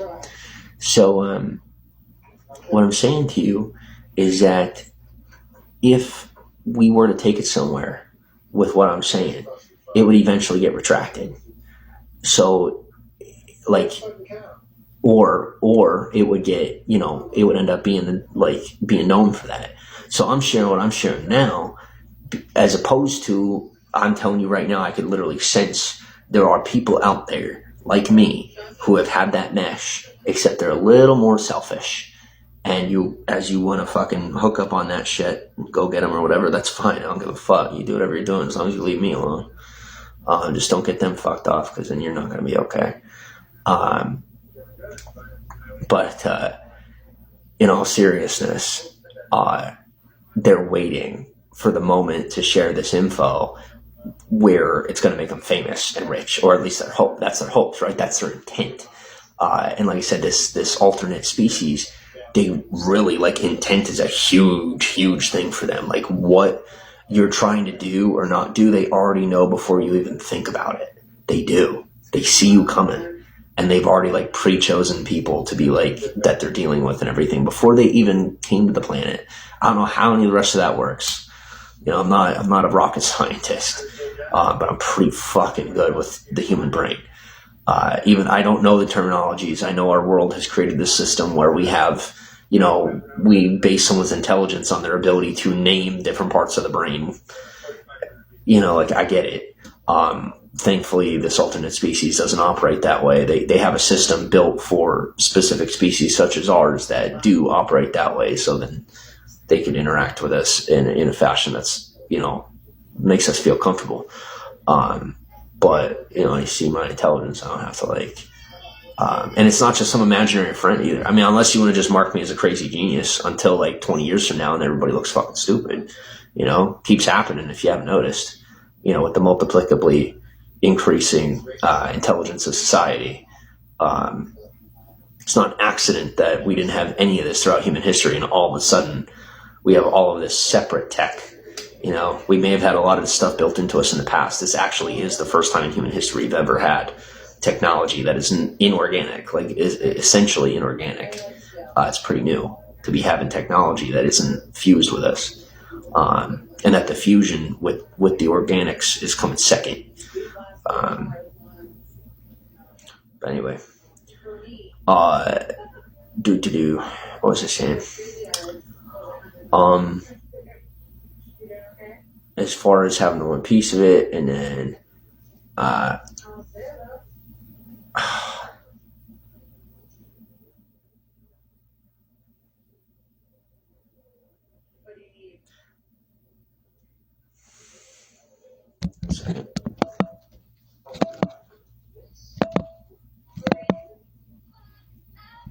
so I keep running with it, up until this point, I've had a lot of people trying to cover for me, saying that I'm drunk, saying that I do drugs, saying that I have a mental illness, whatever it might be. But I'm telling you, as of the release of the factuality that we are interacting with an interplanetary species, I don't gotta worry anymore. So I don't have to hide anymore. But like I said, I'm coming out with things now instead of later, because I don't want this to be a part of my fame or fortune should I live through all of what's about to happen, and I get to be a part of this big new world we're building, and I get to play the part that I think I'm supposed to be playing. And I mean, that's also, like I said, kind of where this species wants me, and it matches up with where some of society wants me. So I figure maybe I could find a good symbiosis there and continue to help humanity to mesh with and, coalesce with this interplanetary, this new species we have here. Because if guys, you see, like, I'm alive, and I've contributed a lot of me being alive to a lot of what I've told you. I will tell you that ultimately, like, the trick up my sleeve has been, having a neural link with an interplanetary species. But I mean, who you gonna, it's officially time for Thorazine at that point, right? Because we're still in the 70s, so there's no reason to write me off as crazy because I'm not talking about any of this when it matters. And there's not going to be anybody stupid enough to bring it up when it does matter, nor whenever I get to that point in my life, whether it's the threat of, like you're officially a terrorist at that point. You're not like revealing information and like helping no, you're actually just being a psychotic asshole and like destroying relations with, a species that could essentially wipe us off the map, like with the snap of a finger if they wanted to. Hint, hint. Space Force, this and that. Guys, we're not that advanced. Anything we are creating right now, Katya, привет. Ага, сидеть спокойной ночи. Freaking A. I'm sorry, my brain's, I speak English. I'm sorry. Хорошо. We'll go with what I remember at present.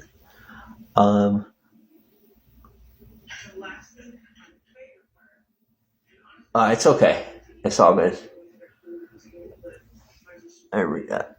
I know. You go to bed. I'm probably going to bet myself pretty soon, but anyway, and they're a whole different story. Ya te bien, ne, poñimayo. Yeah, I even had this whole thing where I had to freaking reach out to some connections and get a copy of I had to get a copy of a special language program sent to me to make it look like I had purchased the program, because I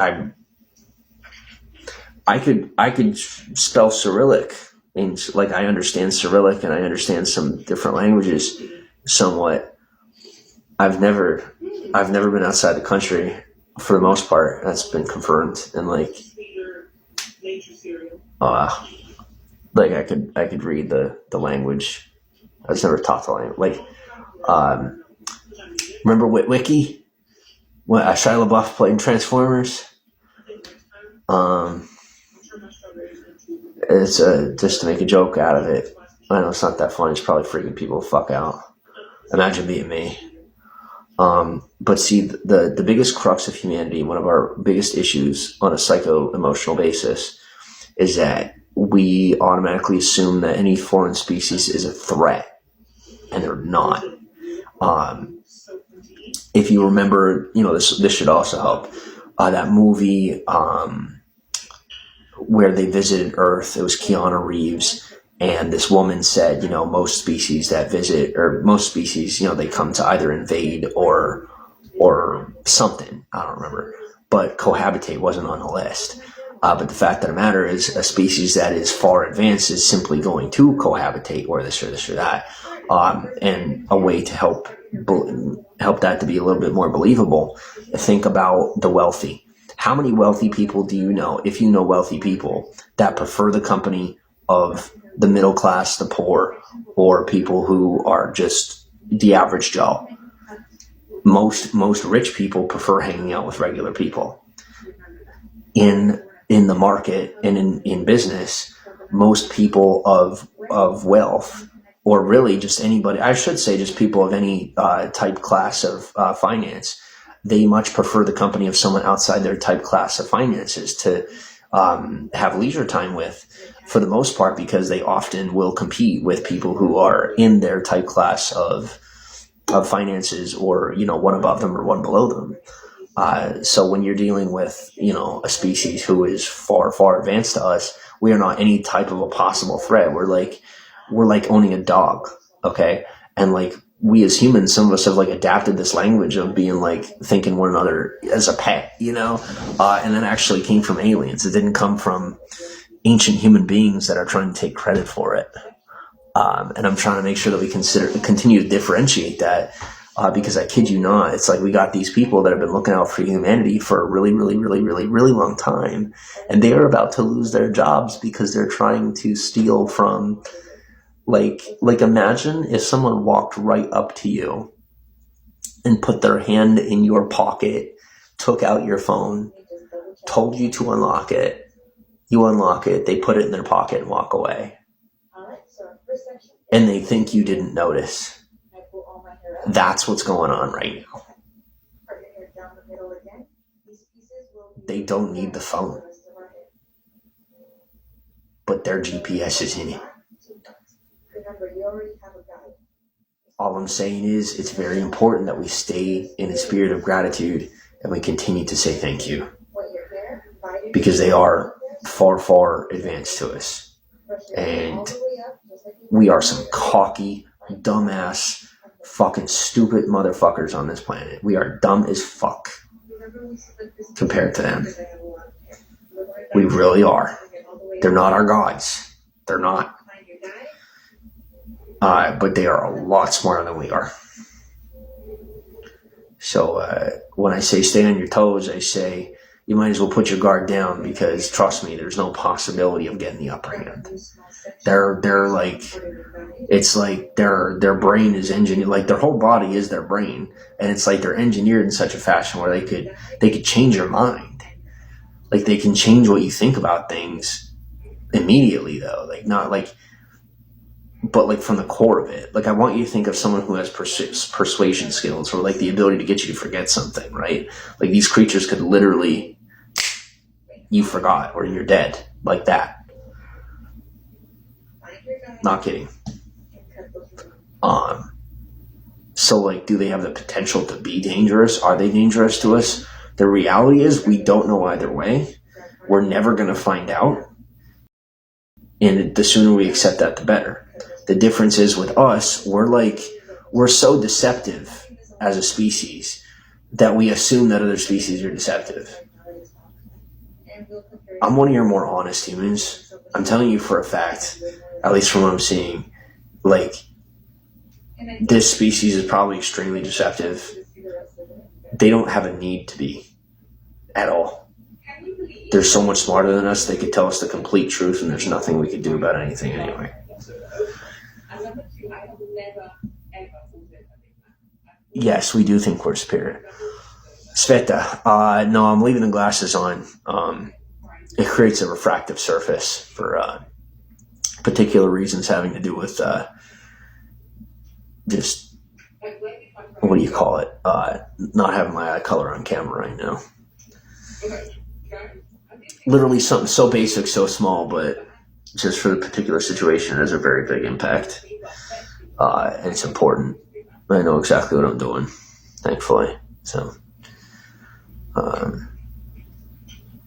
I just got to do it.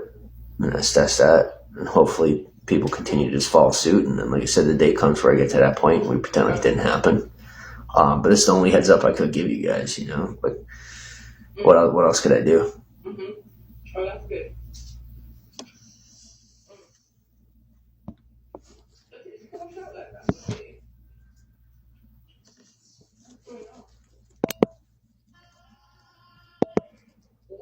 Yeah. So this is alien shit. I know some of you know what I'm talking about. This is not developed by a human creature. This is liaisoned by a human creature who believes he has embodied these powers. And I know some of you know what I'm talking about. It's over some of y'all's head. And what I'll tell you is, if it's over your head, just keep growing as a person, stay humble, keep your head down, keep growing the fuck up, and find people to learn from. And eventually, God will enlighten your mind. And there are things that'll come to pass in your life that are happening right in front of your face that you never even saw. But until your brain is capable of comprehending it, you're either going to think of it as like something that's not good, or like you're not going to see what's going on at all. But like, I'll tell you for a fact, if you are someone who, and I could say this pretty accurately now in this day and age with the technology that we have, if you are somebody that has like chronic migraines, headaches, stuff like that, probably not headaches, but migraines. If you have chronic migraines and they're not being even slightly relieved by caffeine, the likelihood is that you do have something going on up inside your fucking head, and that it's not just an illness. So if you're getting chronic migraines, I would highly recommend that you slow your life down, and that is not medical advice. I'm saying it out here, but based on my experience and on the topic we're discussing, I would tell you, if you get chronic migraines, slow yourself the fuck down as much as humanly possible. And you may end up thanking yourself. I know I did. I know a couple other people who did. I obviously can't be in contact with them, but and I'm not talking about anybody you guys know about. I'm talking about people I met long before that, and it wasn't not people like that I met in digital interactions, but like when you need decoy stories about when you met aliens is when you know shit's serious. But I've just been waiting a really long fucking time for all this. And I don't think I'm the only one. You know, I've met a couple of people who have been waiting they've been waiting a lot longer than me. And they're paranoid as fuck.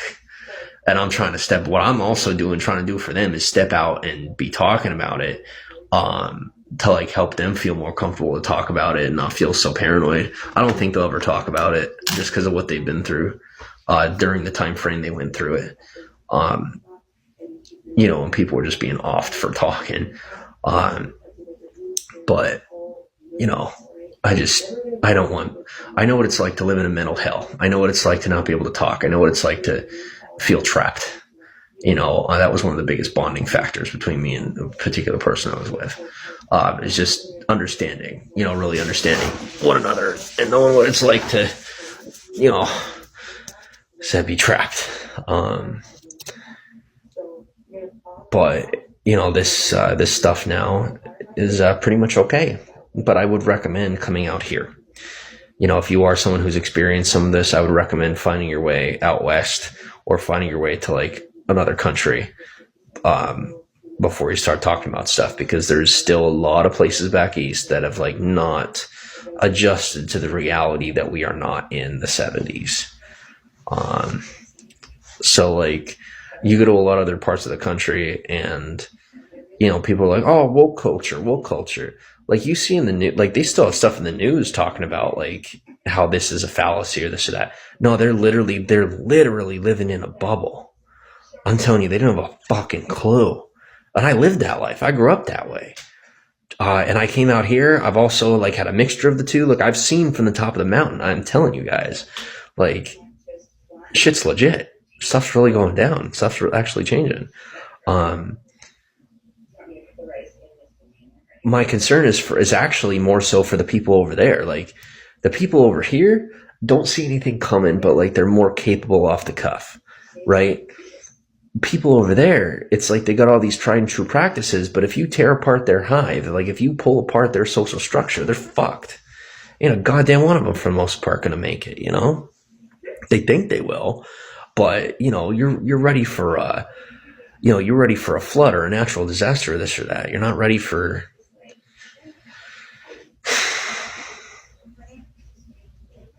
anyway. Who's dominating the earth though? Jackie, this is my point. Like small-minded people can't even grasp the concept. There is no domination. Like domination, it's like a resistance is futile type thing. Like there's no domination. It's just they won, we lost. Our options are to either, be copacetic to the cause and like join with them, or just wait for them to be the archetype all on their own. Like they're getting into our heads one way or the other, either through technology or by intentional biological coalescence. Me personally, I chose like why. Okay, so like you see the factuality that they're going to take over, but you're going to choose to resist, knowing that after they've taken a little step into your mentality, being able to adapt to their kind of doing things for a minute. And you're going to say that you're not going to go their way. Do you realize how much that doesn't make sense unless you're religiously brainwashed? Or I can't think of anything other than religion that would stop somebody from doing a common sense thing to, coalesce with someone who would people that would otherwise successfully invade us without a doubt. It's not very, okay. So it's honorable to die, trying to fight for our, they're not stopping us from being the way we are. They're literally just coming in and saying we're just gonna become a part of you, you become a part of us. And then it literally looks the same. It's just, we're all smarter. And it literally is the same. We all just become more advanced far more quickly. And there's literally not a downside. That's evolution. That's advancement. It's not dominance. It's not war. It's not anything other than growth. And considering we are all continuously looking for the next way to grow, I would say it's a wise choice to intentionally be copacetic to our new hosts, So, that's where I stand with it. I've never really understood why people don't, or why people wouldn't, and I've always been that way, So, it's my viewpoint that these, like, the movies and all this stuff that's created in such a fashion that, like, drives people to think a different way, is it mostly just makes people money. Like, when you try to be an enemy to someone you can't defeat and then you lose, you never end up being called the hero anyway. And then everybody just makes money off you. You died, and then within a generation they forgot you ever existed to begin with. I'm not talking about war when you sign up as a soldier. I'm talking about, like, not atypical social causes, but, like, do you remember the guy that wasn't Martin Luther King? Do you remember the guy that wasn't Harvey Milk? No, you don't. You remember Harvey Milk. You remember Martin Luther King Jr. You remember Nelson Mandela. You remember Mother Teresa.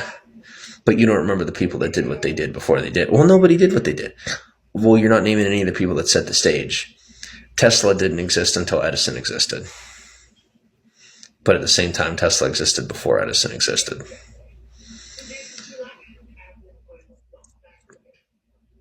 If that's so, then what's the whole point? Who gives a fuck? If you're angry, you want to know how simple human beings are? If you're angry and wondering what the point of existence is, or, like, wondering why you're fighting or this and that, it's probably one of 5 things. You're unhappy, which usually is a cause of one of 4 things. Hungry. Wait. You're either mad, you're sad. Yeah, you're either mad or you're sad, and you're unhappy because you're either hungry or horny. And that's literally the makeup of human existence. And anything else that we have on the concept of reality is either self-created through sociocultural engineering, factually, or which is also actually a misarticulation of the human brain. Like, it's actually a maladaptation. Like, our sociocultural genesis is actually a maladaptation of human evolution, because it sidesteps us from the goal of reproduction, which is literally the only reason we exist, same as every other species on the planet. The reason we exist is to procreate, to have the next generation to do the same thing again. So what's the point? I mean, if you're a nihilist, then it's negative to know that there is no point. But if you are someone who realizes what a blessing it is to be conscious to an existence that has no point, you just found out that every moment you have to your life belongs to you, and you could actually do whatever you want with it. It's important to be responsible and respectful to people's maladaptations, but I'm not ashamed when people call me maladapted, because they're right. I accept reality as it is. I don't try to fallacy it for, fallacy. I don't try to prophesy it for myself or create a false reality for myself to feel better. I know how life is. I accept it, and I say yes. And I said, I pray and I hope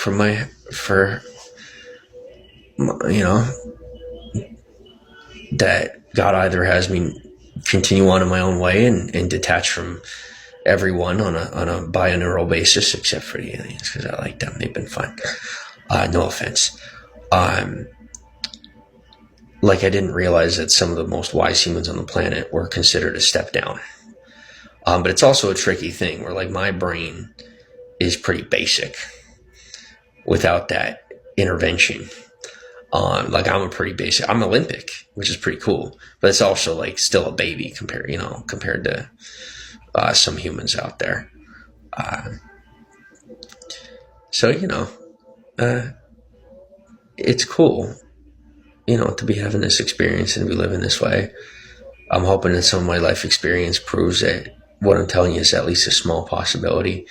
But, like, I've seen people getting put away and locked up and silenced and snuffed out in this generation for talking about some of the things that I'm talking about. And it cracks me the fuck up, because it's like, you're trying to put people away or make them disappear, like, for their whole life. And it's not going to be more than 5-6 years before all this shit falls apart anyway. And, like, these people are totally immersed and enthralled and entrapped in these mindsets. I mean, they literally They can't even fathom anything different going on, and they've been doing what they've been doing the way they've been doing it for hundreds of years, 400, 500, 600 years, and they don't have any fucking idea that literally their whole shit is about to get rocked overnight. Can you imagine? Like I'm sitting here like 2-3 years behind the standard, and I'm like, oh shit, what do I do? I'm not 2-3 years behind the standard, but my feelings, like emotionally at this point, it's going to take me about 3 months to catch up to my shit. Like to actually be on standard emotionally and be okay. But what I'm also seeing is like, I didn't transfer anything from my stuff into anybody else, if you catch my drift. They are entirely useless on the basis of some of the people that I communicate with. And people is an operative word. They're technically not people. I'm sorry. That was really not a smart word. Not a smart word to be using. But not to me. So, and thus of some value, thankfully. But it's like, I definitely, I guess I like gained that. Okay, so like essentially I did in like a year and a half, 2 years, what normally takes human beings as a couple like a lifetime. So it normally would take like 30, 40, 50, 60 years to be with somebody pretty much all the time, to be inseparable. In the literal, biochemical sense of inseparability. And I did it in we did it in like 2-3 years. And while right now it's like unbelievable, and most people are like, holy Jesus, like how? And they think it's us, not realizing that it's I'm not gonna, I don't feel right sitting here and just continuing to feel like the center of attention in a couple of particular ways, when I know I'm far less important than certain treatments that I'm getting, certain ways that things are going. So like I'm thankful for the ways that things are going in some ways, but in others, like, I'd rather have things go back to normal and forgive and forget, than be moving into a falsehood. Like I don't need to, like I know what's real. And I've been having some people tell me like, you need to wake up, dude. Like, and there's nothing wrong with just taking a step outside or this or that. And I realize it's not only that they're right, but I took it to the next step in my head, and I'm like, no, wait a second. This whole situation's fucked up. And, these things that I'm pursuing might not even exist by the time that I get to a point of accomplishing them. So catching up with the times is, like, I want to be an actor. What? Acting isn't going to exist in like 5-10 years. It's all going to be artificial intelligence. Or I want to be on, social media guy. No, that's going to be AI in a couple of years. It's going to be replaced by AI. I want to be a singer. No, replaced by AI. How many singers do we have that are already, most singers nowadays, their voices are already auto-tuned, pretty much all of them. How many people do you know nowadays that actually sing? Before you know it, that's going to be the trend that's popularized. And I don't give it more than 5-10 years before all of the content we consume is artificially created. Because the whole point of these technologies we create is to make it that humans don't, less that we have to do that would otherwise be considered extremely taxing. And a lot of that, is very taxing, which, it's fun and whatnot for those of us who never had a better life than that. But the technology is not created for those of us who are coming up. It's created for those who are either coming down or aren't really trying to go anywhere, and they're just, in that, like I said, in a, not a nihilistic sense, in a cynical, like, where their life is where they like it, and they like to process and take a look at every little thing before they do something. So, then what's the next thing I'm going to do with my life? Well, I look at the screen and I'm freaking... every little thing still reminds me of them. And in the moment I acknowledge that, it's like, that's then unattractive. And this is why I don't fuck with humans for the most part. Because I just think they're so fucking stupid. Most of them,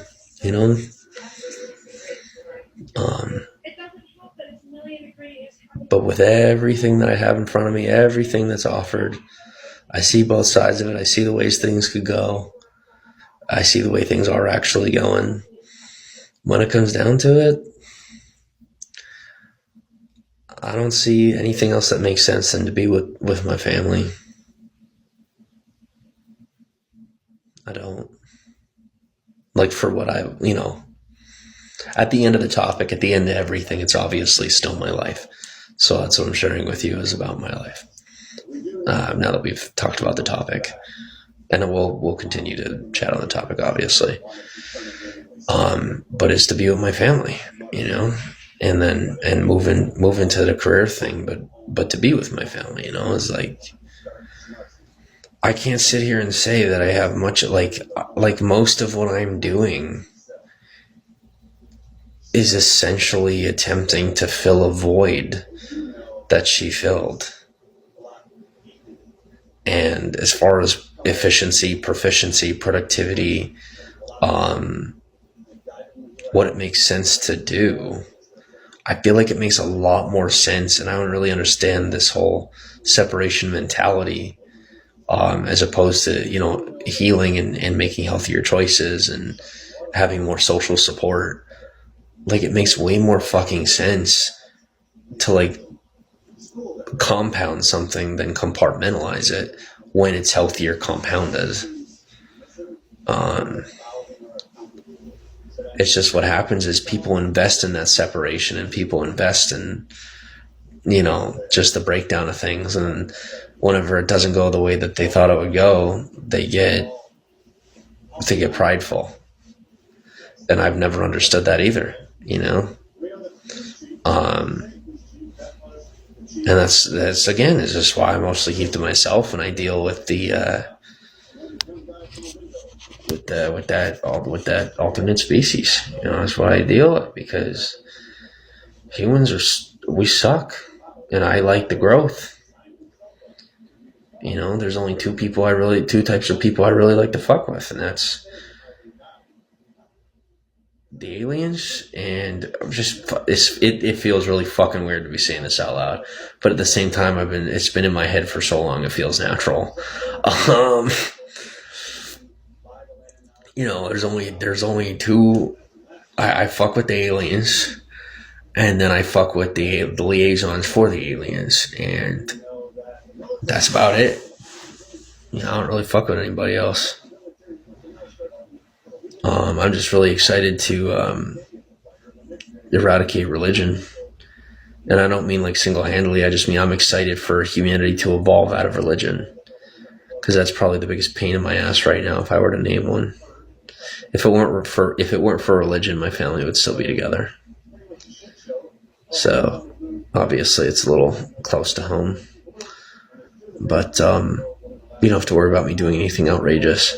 But if you guys have any questions, or like any wondering about how the last few years I've continued forward, don't give me so much credit, because whenever I tell you, it literally was because of a foreign species that I've been able to make it this far through these situations.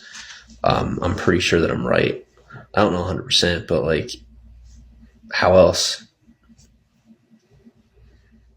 Like, you guys know some of the kinds of people that were after me, and like the magnitude of the situation. I lived, and I'm pretty sure it wasn't because of, I don't think it was like the executive decision of any human beings. So,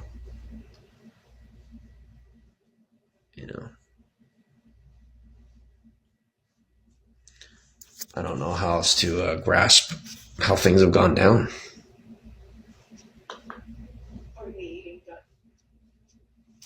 I don't really know how to like cope with the situation other than to like, the possibility that it was for inequity.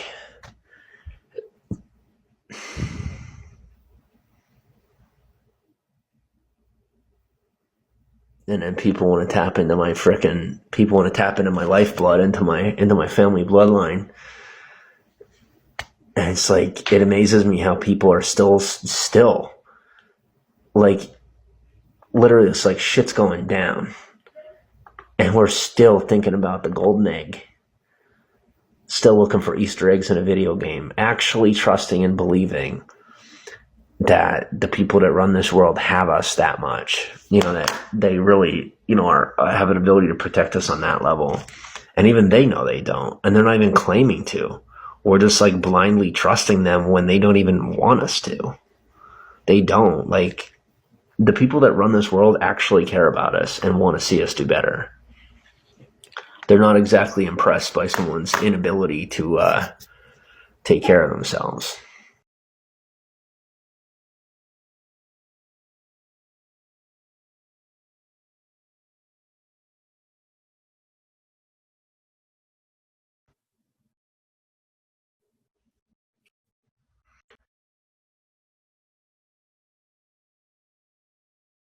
Okay, so like, for example, I'll give you an example right now. So I don't know what I can tell by the feeling is that it's not a layman. There's like an actual somebody shooting shit that's like it's like frequency. I know, stupid. Actually, Tory device, a truck, blaster on the back. It's for crowd control. It's a very real technology. But I don't have a last phone. What I know is, no, you tell me. So that technology, by the way, so advanced. Stop. But I'm and I'm if there's anybody that has layman, you could pick up on this and prove it if you have it, like an RF or like that. So yeah, I actually had my stuff interrupted, and it's not like law enforcement. This is like governmental level to be enforcement.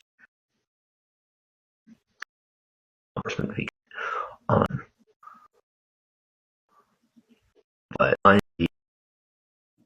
and specifically speaking, maintaining my connection. And some people are like, you need to hide that, but they don't. They really don't get it. If I need to, so I don't. 2-3 years shit's decided. Be ready. I know him. Recent. So like 14. So.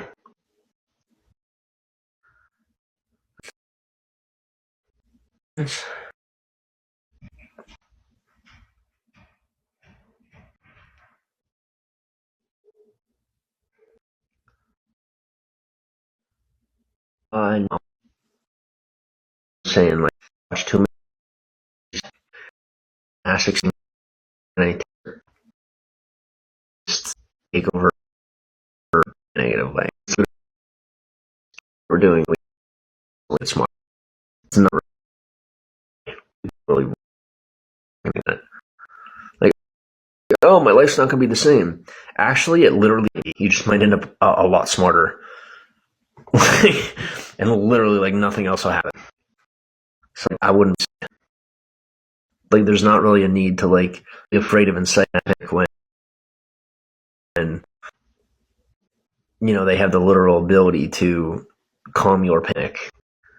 They're not really good for it. So, everybody has their take on things, and most people are propagandized by,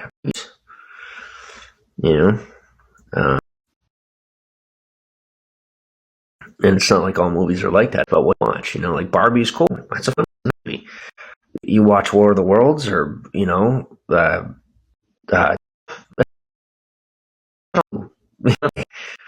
watching some perception of reality in such a fashion that causes fear-based responses when it comes to interplanetary change and nuclear change.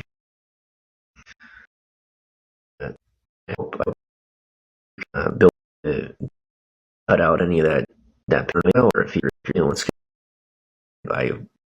I'm sad the best for you. Work through it. I can tell you that I've gone through my bouts of things and I've had to heal. It's not fun. Like I said, just continue to focus on the positive, and it's not that I know I'll say that all the time. Realistically, it's just let them control your life. Like, mostly, oftentimes, this is the thoughts will overtake your thought processes, and you get here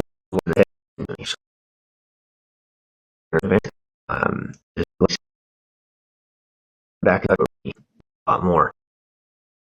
Understanding that than just what's you get some very serious either fallacy or facades in front of you, and you gotta plow right the fuck through, and you don't hurt anybody. And just getting your core principles in order, and said in a good therapist, the tough part. The best one that I gotta find another. So if you're you don't want to hear something like hearing, for the most part, you should probably they're supposed to be keeping you vent and transition and articulate your thoughts.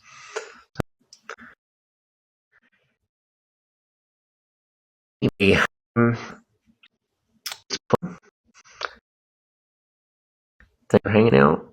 I think we have maxed out on our time here, so I'm gonna shut down and go to bed. Also, last but not least, is I said this out in the hallway, and I kind of just cut it off because somehow we're living in the 80s. But through and through, we just got that supermoon. The energy we got on this planet from that supermoon is outrageous. Over the last 2 days, we've been very energized. And so if you're feeling sluggish, if you're feeling angry, if you're feeling upset, it's not a foreign concept for it to literally be because the moon is going back to normal. It actually does affect your bodily functions in a physiological fashion. It changes your chemical makeup for a day or two in a very minute way, but it's enough for you to emotionally have it's a change, and your body reacts to change. So at any point in time, any kind of change you have. So the last 2 days, we've gotten a lot of energy from the moon, and now we're not getting any for the most part compared to what we were getting. It's kind of like if you have a caffeine high, or if you get drunk or something, and then you have your hangover, or you have your caffeine low, you get your migraine or whatever it might be. So the moon was real good to us past 2 days. The sun and moon were nice to us, giving us a shit ton of filtered, unadulterated clarity. Let's call it clarity. And now it's gone. So we are back to regular, and some people are a little upset about it. Let's let yourself emotionally process, because it's not your fault. And it literally was because of the moon.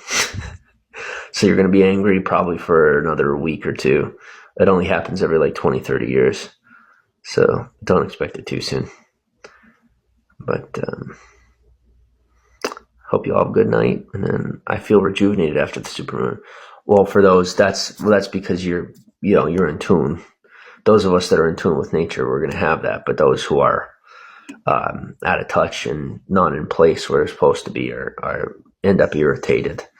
So, because it's also, obviously it's your brain and your body knows that you're not where you're supposed to be doing what you're supposed to be doing, whatever, based on,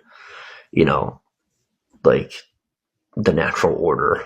I don't know how to tell you, how to say it. It's people are Illuminati. No, it's actually just called the natural order, and it has nothing to do with any organizations of any type of human intervention. It's literally like grass grows up, and it's how nature works. And if you're not doing what nature needs you to be doing, and you're like actively going against nature with your conscious mind, you're going to be irritable, you're going to be out of place, and you are considered, more of a destructor than a creator, more of a destroyer than a creator, more of a breaker than a builder.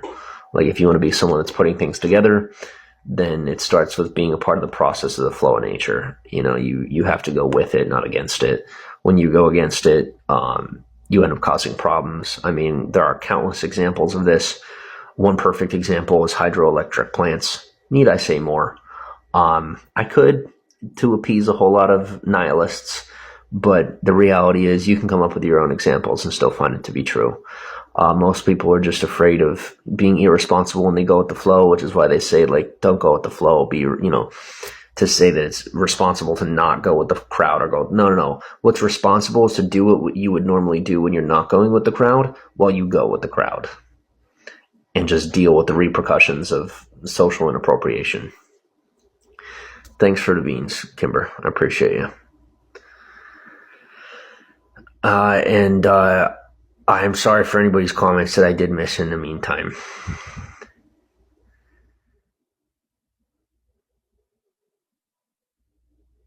I'd be lying if I said I didn't earn that.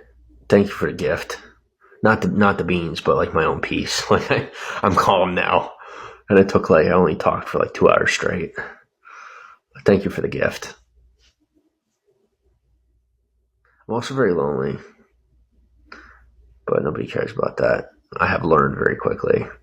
The ladies don't. And that's what's uncomfortable. Like all the bros are very cool.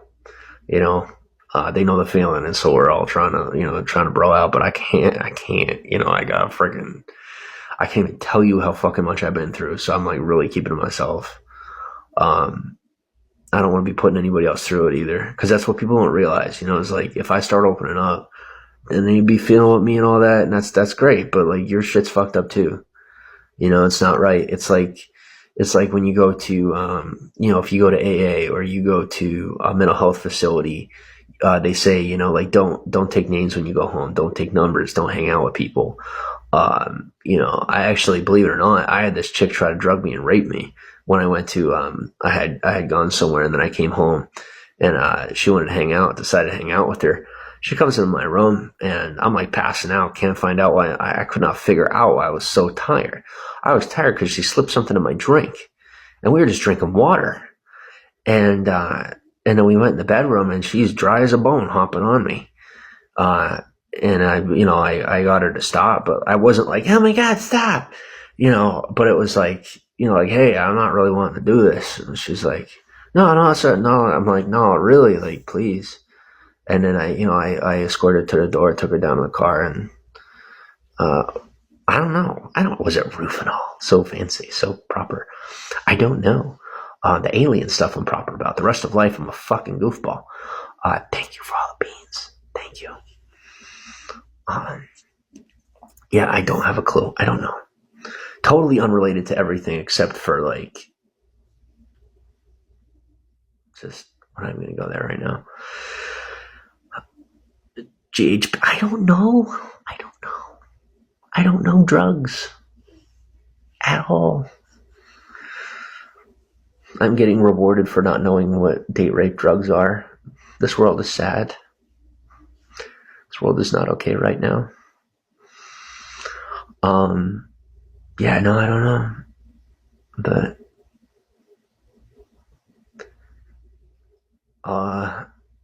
gods are real, kinda, technically.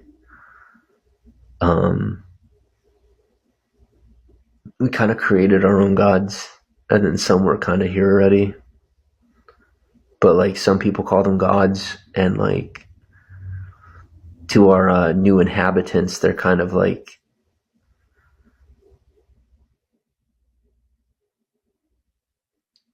okay, so to them, you and me would be, well, to them we would be a cockroach. Thank you for all the beans. I'm really trying not to say anything so I don't say the wrong thing. But thanks.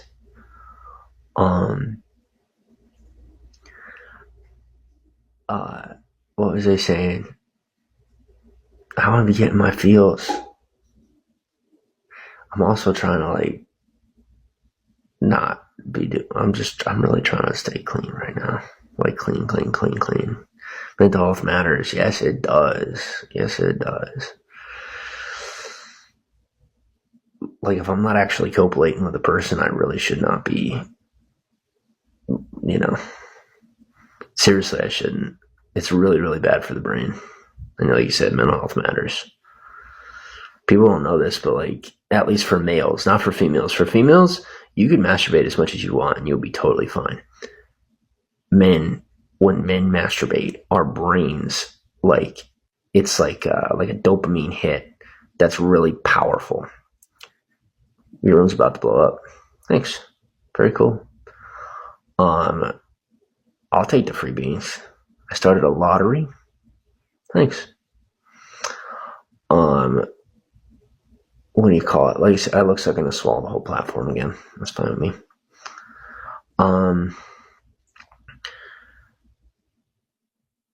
So like your brain gets a massive hit of dopamine and then it comes down, no different than when you do a drug. It's literally the same thing when a dude masturbates. It's literally the same thing as doing drugs.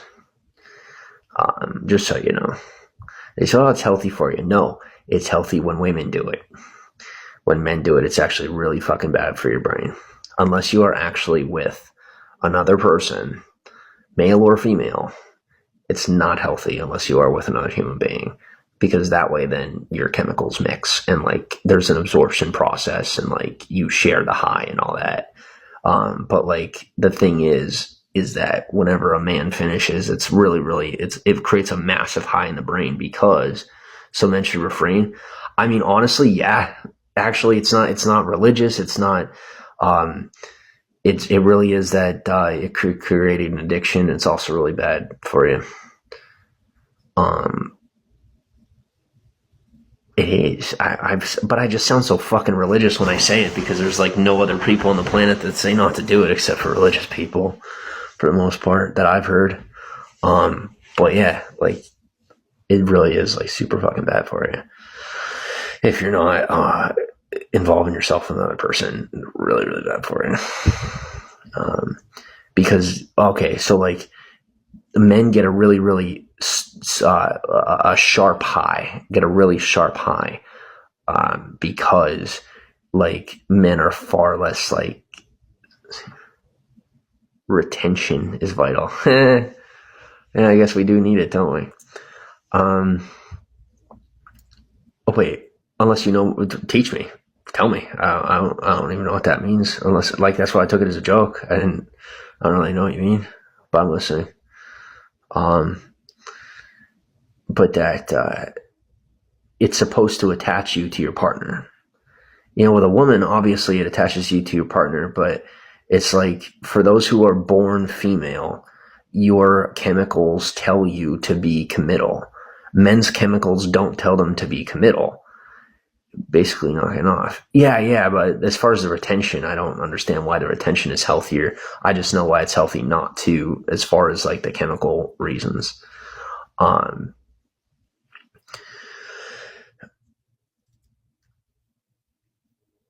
Why would men a new chick? They're acting dumb. Oh, I don't know. No. No, they really don't. No, I've gone years, I've gone months. I've been absolutely fine. Sometimes even forgetting about sex altogether. And it was also prior to ever having sex at all before. I've had a lot of sex. I just haven't had a lot of sex with a lot of people yet. So as far as men acting dumb when they're with a new woman, I don't know anything about that yet.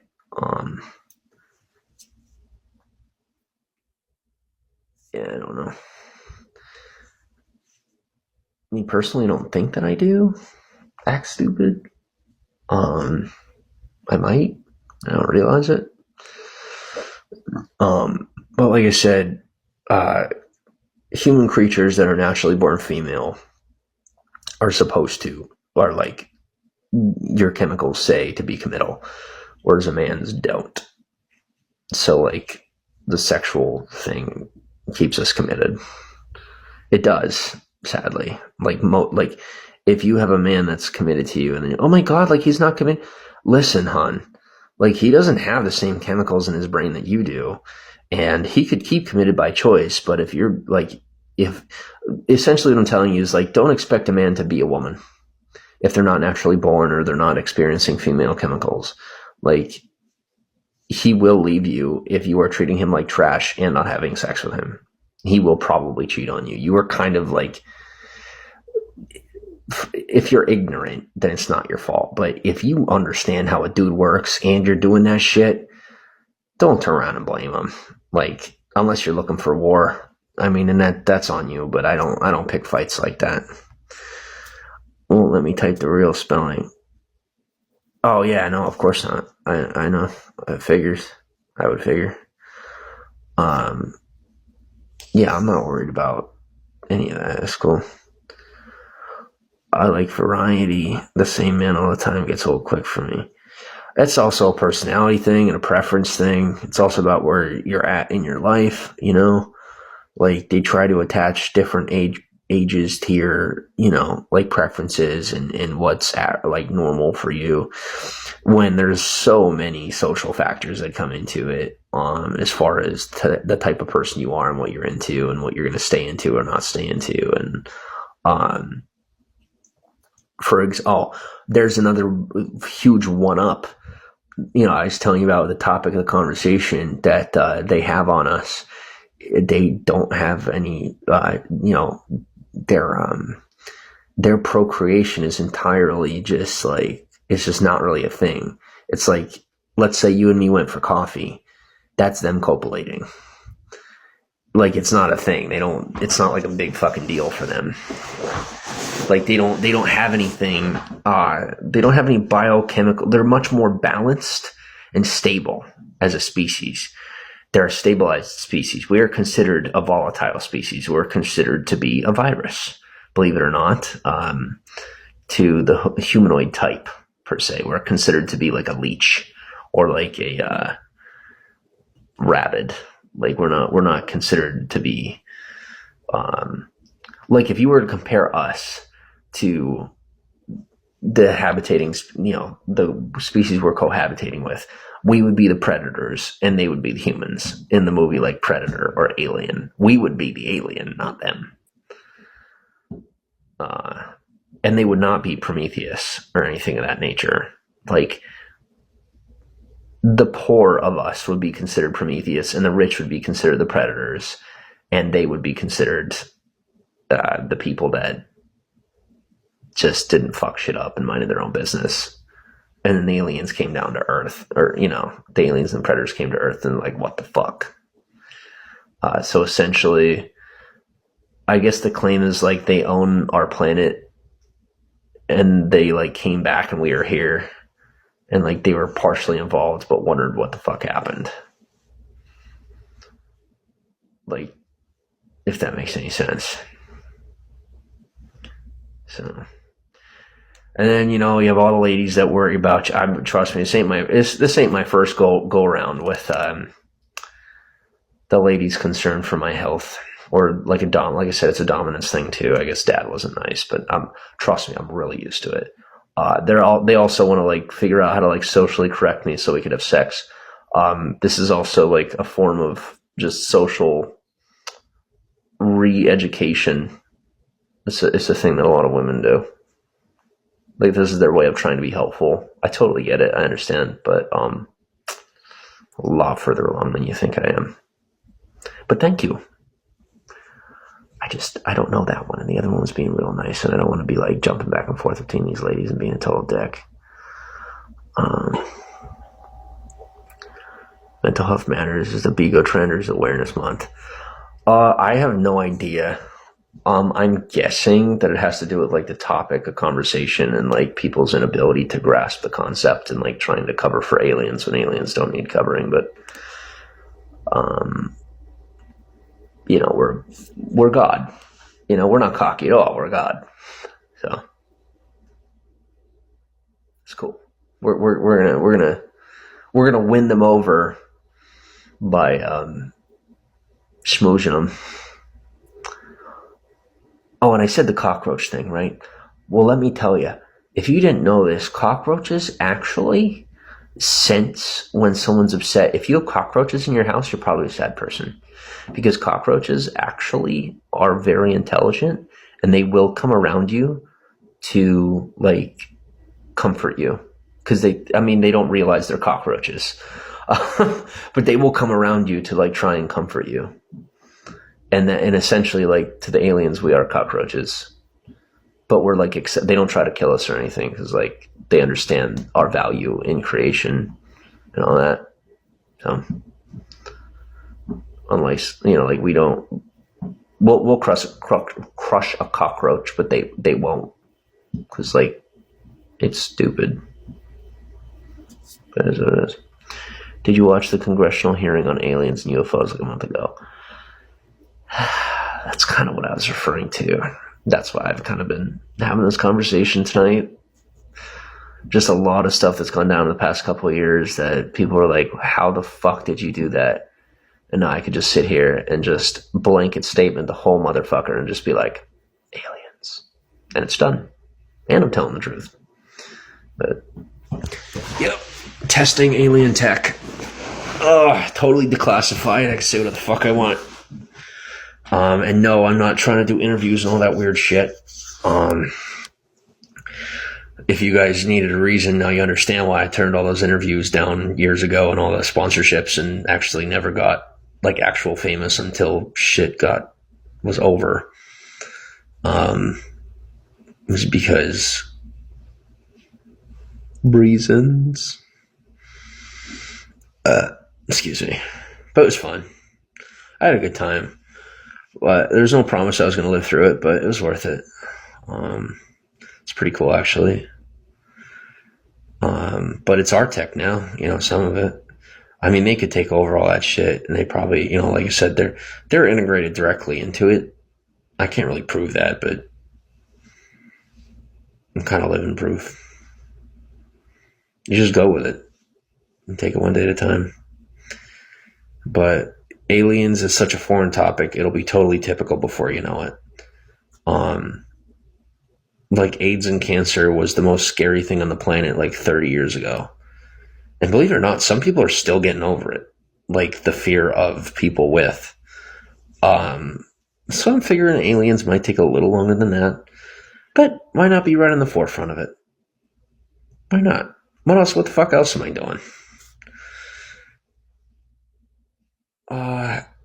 Daisy goes, we must be a screwed up world if they don't want to contact us. No, this is also, okay, here's another point I'm trying to make, is like, they don't need us to cover for them. So you have like, you got the foreigners, you got the liaisons, and then you got people like me, who's essentially integrated with them. And if you're ever trying to fuck with me and you can't figure out why you can't for long, or why your shit goes haywire when you try to fuck with me, they're part of the reason. Like, you try to, I know I keep coming off with this stuff and it just keeps escalating, but I mean, I can't really take it any further than aliens, so you take it for what it is.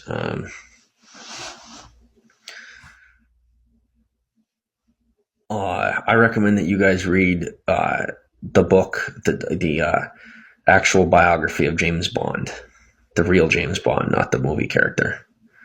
His life was absolutely wild, and they actually had to water his story down and downplay it massively compared to how outrageous his real life was, because people wouldn't have believed it if they put it in the movies. But if you read the documentary, I've learned about his book from a podcast. They're the book about him from a podcast. If you read about James Bond and read his actual biography, the guy who was James Bond in real life, his life was totally nuts. He was like a special operative for British Special Forces or something like that. and his life was absolutely off the wall, and like far more than was even shown in the movies. We must be a screwed up world if they don't want to cook that. Oh yeah. So on that note, neurological connection, like no different than we're so secretive about. No, it's normal shit, and it's going to be declassified in less than 20 years. So like the stuff I'm talking about, no one told me I couldn't talk about it, and I mean, no offense, but like try to stop me. Like it's not causing problems. It's just getting people to talk about shit, no different than every other topic we've had to cover in the past. I'll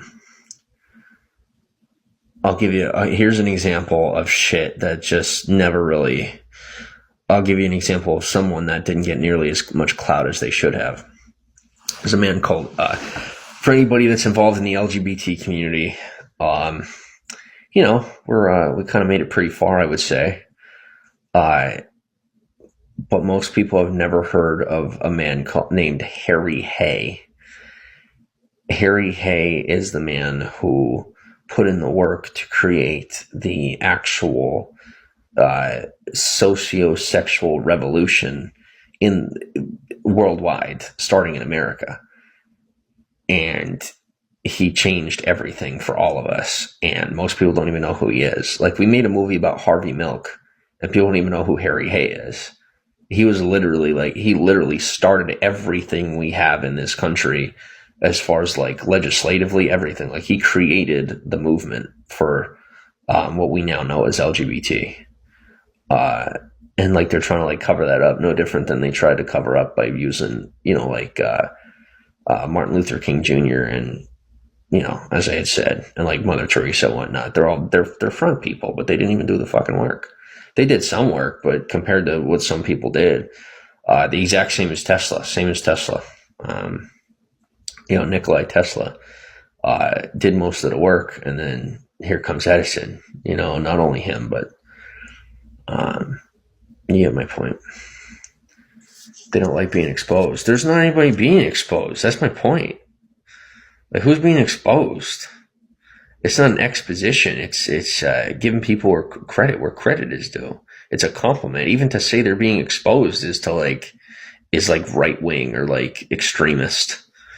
You know, like, that sounds very preachy and religious to even say that it would be exposing them. It's expounding upon their accomplishments and giving them credit where credit is due.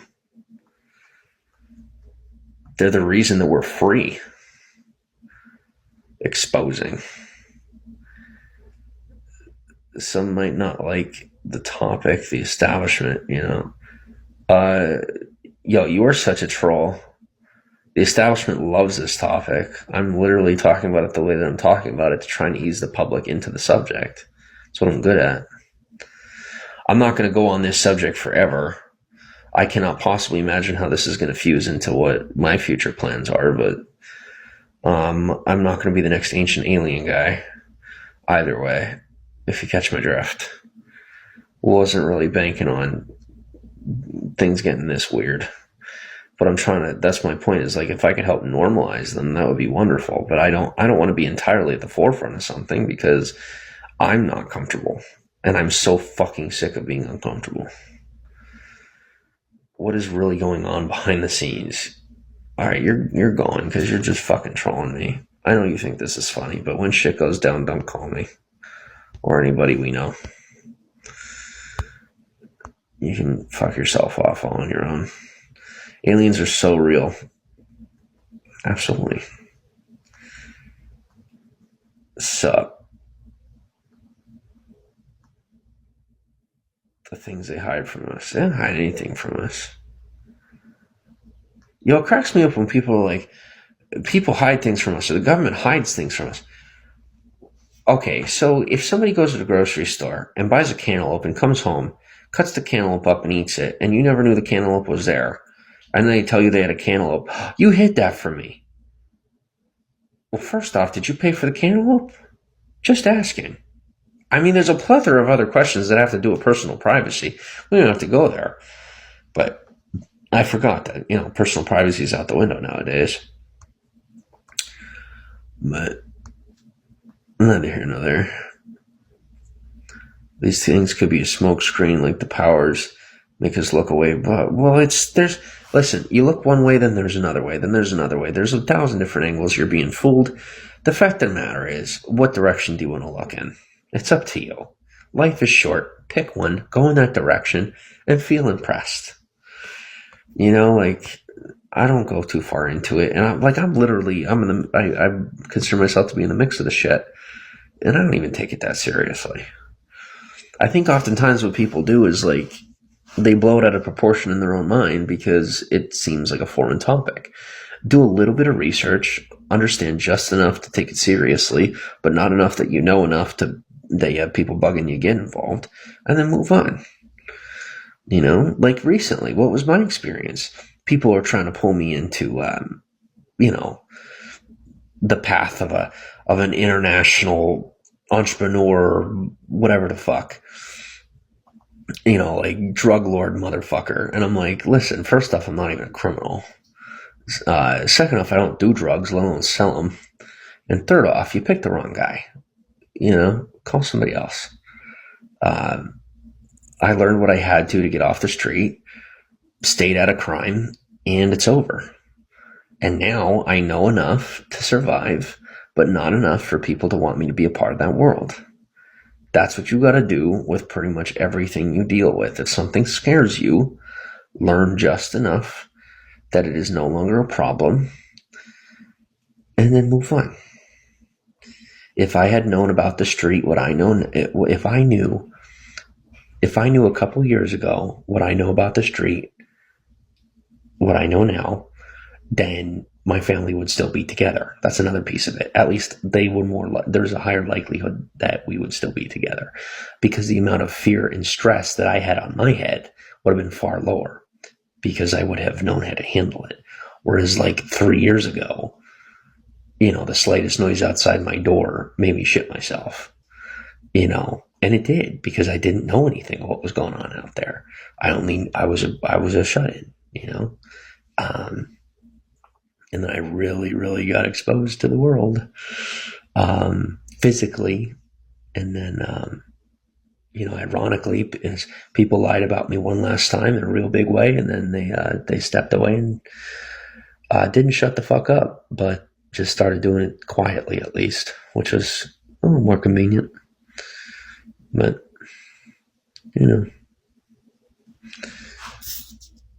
I would say that now it's worse, but at least it's nicer. I can become a better person because people are being nicer to my face, but they definitely say and do far worse things behind my back now than they used to. But I really don't give a fuck. It's way better not having to deal with people. I would rather people hate me behind my back and make every consented effort to destroy my life unsuccessfully without ever talking to me than ever talk to me and be nice and never fuck with my life. And that's just the way I am, and some people treat my existence like it's an insult because I'm that way. And it's very hurtful, considering every moment of my life is devoted to increasing yours, But I'm starting to get people in my corner, thankfully. Like what you saw there. I'll have people come in and just try to look like the good people and be like, this person has a problem, or just trying to discredit somebody or whatever, because they're stuck in the 80s, because they were trapped in a house with their mom or some shit. I've been there. And then you pick up 1 to 2% of an audience, and they join you and become your fans, and you can help bring them into the present moment. It's a lot of fun. And it was people like myself that brought me to where I'm at.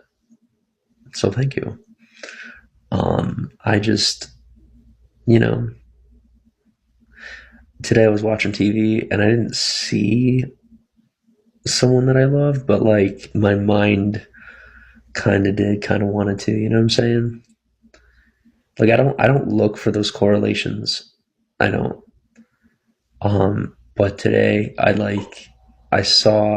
was watching TikTok and I saw somebody, See, what I like about live stream is I could go off topic and it doesn't fucking matter because like I'm not a professional yet. Like I am, but like I'm a professional at being unprofessional, you know? I kind of made it like a thing that I always do. Like I just constantly fuck up. So then it's like people expect me to, and then it's kind of like becomes a staple in the broadcast is for me not to talk about the topic. Which we do, and then you know we circle back. But you know, as I saw, I was watching a TikTok of somebody, and it was this young lady who had such a striking resemblance to this person who I have pretended to feel so many different ways about, just so I could get to the point I'm at. Because one way or the other, I wasn't going to be able to look out for it unless I got here. And I didn't know what the cost was going to be. And I still don't even know what it is. But I didn't gamble on this one, thankfully. But like I saw somebody on TV, and I saw the way that they posed for a photo. And it was the first time in 3 years that I felt her. You know, it was the first time that I saw that look that reminded me of being in love with her, because I had been so heavily brainwashed to like forget about her and, you know, like talk shit and whatever, just become emotionally unattached in an attempt to force me to move on. Mostly people protecting their business interests, you know, at the ransom and cost of my family. And I have not been properly compensated in an appropriate time frame, and it has cost me far more. Y'all better be paying for my fucking plastic surgeries. We'll start there. For the fucking scars I've gotten over this shit. We will start with plastic surgeries. And I will fucking put out twice as much on top of it, like a goddamn idiot. But I'm so pathetic. I am still so pathetically in love with that woman. It's ridiculous. It's fucking ridiculous. How much I love her is stupid. It's so fucking stupid. Like, I've literally already just fucking, you know, I said, like, this is how things are. This is done. You know, off with it. Just, it's done. And whatever. And I'm still, it's more than a feeling. It's really annoying. To tell you the truth at this point, it's really annoying. Oh, God. Blech. Sorry. The stomach bug is finally catching up with me. I've been putting it off.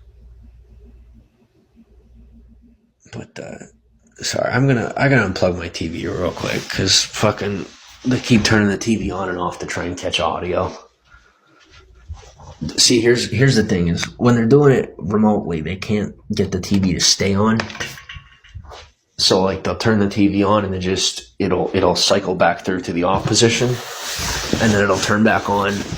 Then they'll turn it back on, and then it'll shut itself off, and then it turns back on.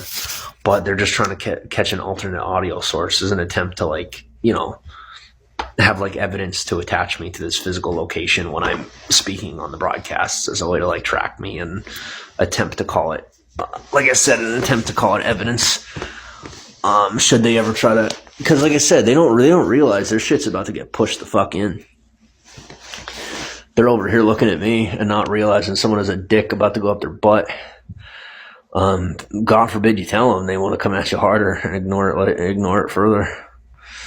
But whatever. You do you. Try and threaten me into tell you shit. See how that goes. I'm used to it. Ask how it went for the last guys. It didn't go too good. 1-800 not yo daddy. That's right. You got that right on the money. Yeah, so just whatever. So I just don't put my TV.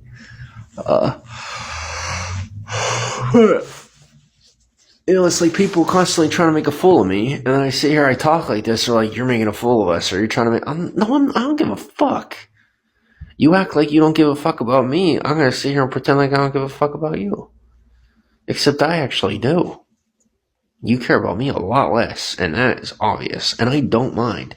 Just do me a favor and don't bring your disease of apathy near me. Don't learn how to care about people by caring about me. Do not use me as an experiment of how to learn about caring about people more by caring about me poorly. Just pick someone else to care about and just ignore me if you must, or if you could. If you can't, that's what I say, is if you can't be, I can't do friends right now, so like if you can't be a fan of me, ignore me. And if I'm being too loud or annoying or something, file a complaint and make sure someone knocks on the door and says, hey, you're being annoying. And I don't mean the cops. Hopefully you're not dumb enough to escalate that quickly, because that'll raise a red flag for you. But if I'm being annoying, let me know. And I really will. I will shift my behavior. And I'm not. That's the thing, is when people are respectful with me, I don't get upset, but like go through the proper channels because of where my life is at. Like when I first showed up here, I had to like shift into where I'm at. Like when I first showed up in the situation I'm in, period, I had to shift back into where I'm at now. And now being in this situation, in this position, in this way, it's a different mode, So now it's essentially I'm making an effort to set the standard to say procedure only. But just don't get passive aggressive about it, because like this isn't a battle. This isn't a war. Like I'm on my shit. Like I have my stuff that I need to do. And if you want the best way to be helpful is just like keep maintaining respect and realize that cultural disrespect is better than human disrespect, which is like my alternative for the amount of stress that I have on my shoulders. I don't know what you're going through on your personal basis, but I'm over here trying to think global, which doesn't make my shit more important. Just like I have to move quicker and I don't have time to care about feelings as much. And don't feel bad. Like if you notice, I don't even get time to care about my own feelings as much either, not just yours. So I'm sorry for being more rude and more mean. I have to put a lot more effort into focusing on what I'm focusing on, all at the same time, while just like my life is in like a really petty situation. So it's really fucked and embarrassing. But if you haven't noticed, I've reached that point where I do not care at all how stupid I sound. I don't care. I'm too sad to care, to be honest. So, I don't care. I sit here and I think of all the amazing things that I've done in my life. All the lifetimes I've lived in such a short time on this planet. And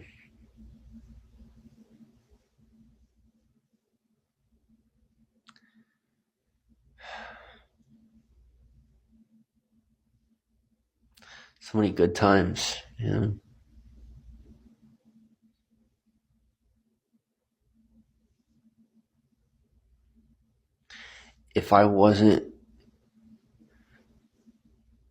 If it didn't bring me so much joy to use, if it didn't bring me so much joy to recycle my agony into art, I would be okay with passing away. It brings me a lot of joy to create pleasure with my pain. It's the only purpose I've ever had. The one reason I've ever found to be alive.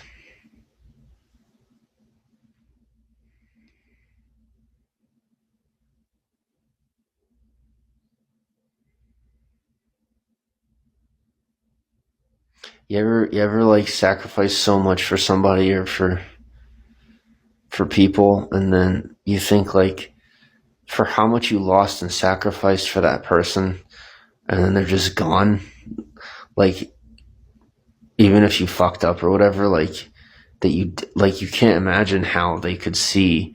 Can't imagine how they could see it as you fucking up worse than what you gave. If that makes any sense. Like, I've given so much more than I've taken. I've done so much more good than I've done bad for them. And I don't understand how they could possibly quit and start over with anyone. Or even,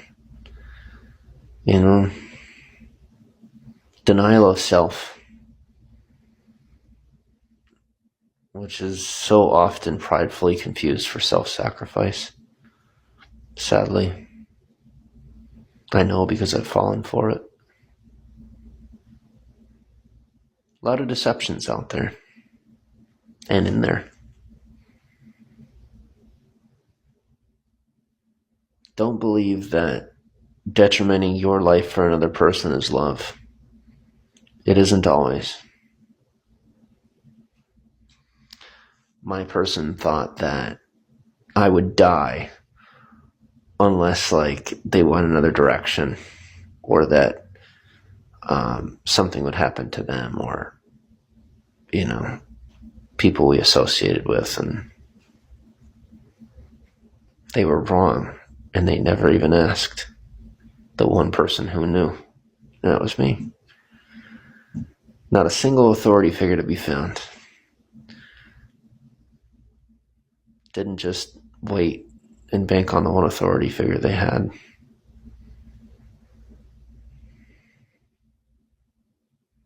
That's what happens when you want to be God. Wanting to play God is one thing. Most people get away with that. Trying to be God usually doesn't work out very well.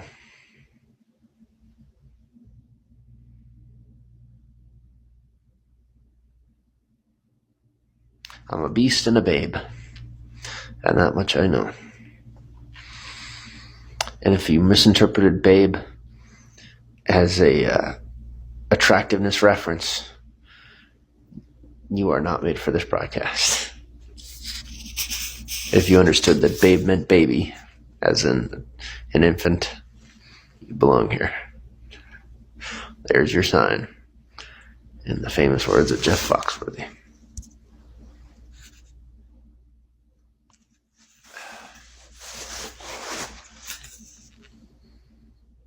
Yes, and there's like a mass of people who are like stuck in the 70s and the 80s who are like on rampage to try and figure out how to get me put in an asylum. Like they literally don't understand that we are in 2023. Like their brains are just not on par with where society's at.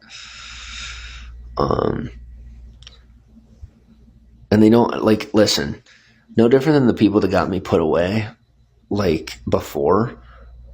They're all either dead, in trouble, or like their lives are all fucked up now. Because like I'm not supposed to be getting fucked with like that. And people don't understand that.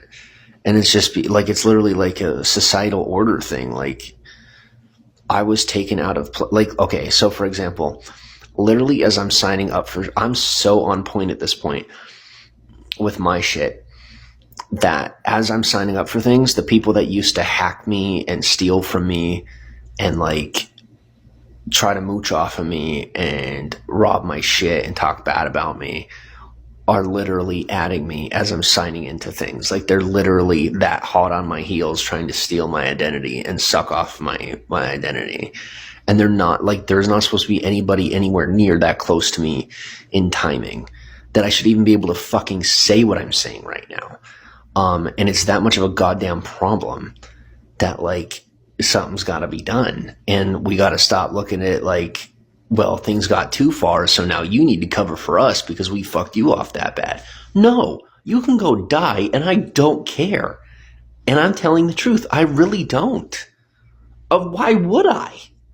I starved for almost a decade because of you dumb motherfuckers. I don't care if you die. I'm not going to kill you. I don't wish death upon you. But if you stopped breathing, I would not blink. And when you almost starve for almost a decade straight, you can come to me and talk to me about whether or not you should be upset.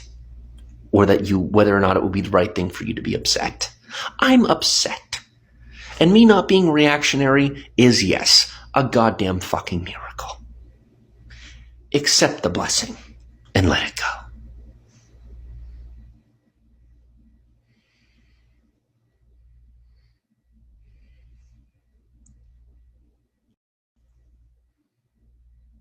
I am now accepting bribes. Joking. I mean, I am. Bribes aren't illegal depending on where they come from. So yes, I am accepting bribes.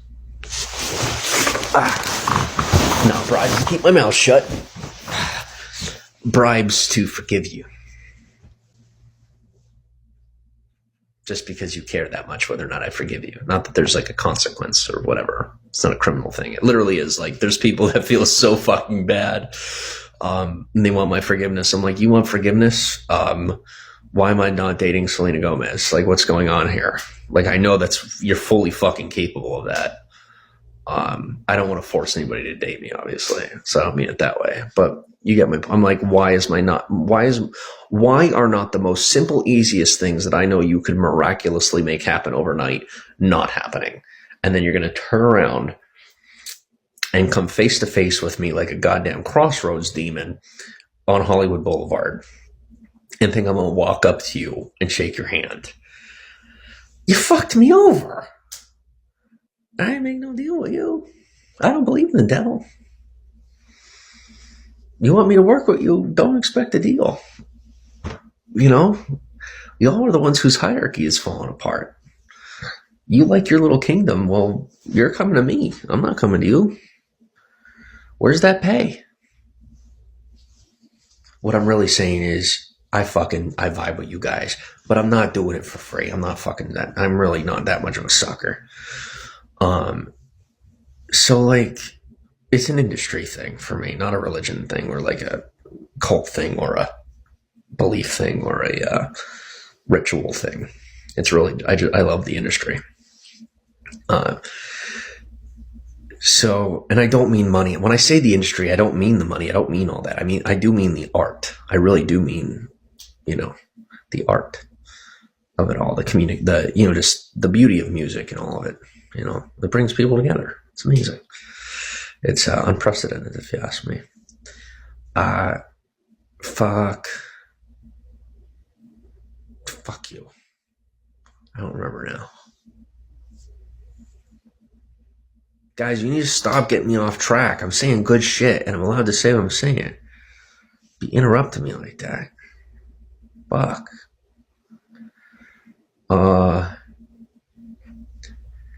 Yeah, but I need them to be fucking coming in my direction. You know what I'm saying? Don't be making offers. Just fucking make it happen. Like I got basic, regular people that are coming in here and fucking blasting my shit. Just because the people that are supposed to be doing it aren't doing it.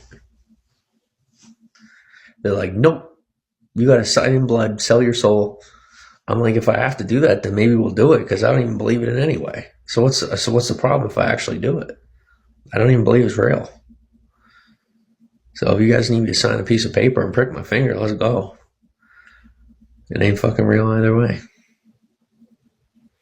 But that's the thing, they don't take that disrespect in the industry. They just fucking cut you from torso to torso and hang you from a bridge, So I'm not in the mood to be cut torso to torso and be hung from a bridge. Personally. Just me. How about you? But not really trying. But like I said, it would be cool to be a millionaire. I don't think I would complain. I tell you what, it's really not the money for me that excites me. What excites me is the lifestyle. I love the idea of, just really not having to take care of any of the regular life type of stuff, and my job being social. Because that actually is what I'm pretty good at. Like, when you guys think about it, how good am I at shifting my, like, I could hang out with pretty much anybody. Like, you see this, you hear and see the things that I'm talking about, and then you see what platform I'm on. Like, any way that I have to shift to gain popularity in a space, I can do it. And then I can fucking recover and switch to another position. And then it's like the last shit I did, it could be totally outrageous, like it didn't even happen. Good, for better or for worse, good or bad. Like, I could get you to forget about the bad thing I did. I could get you to forget about the good thing I did, depending on the needs of society. So I feel like I should, but I don't want to be stepping back into religious spaces. That's my biggest thing.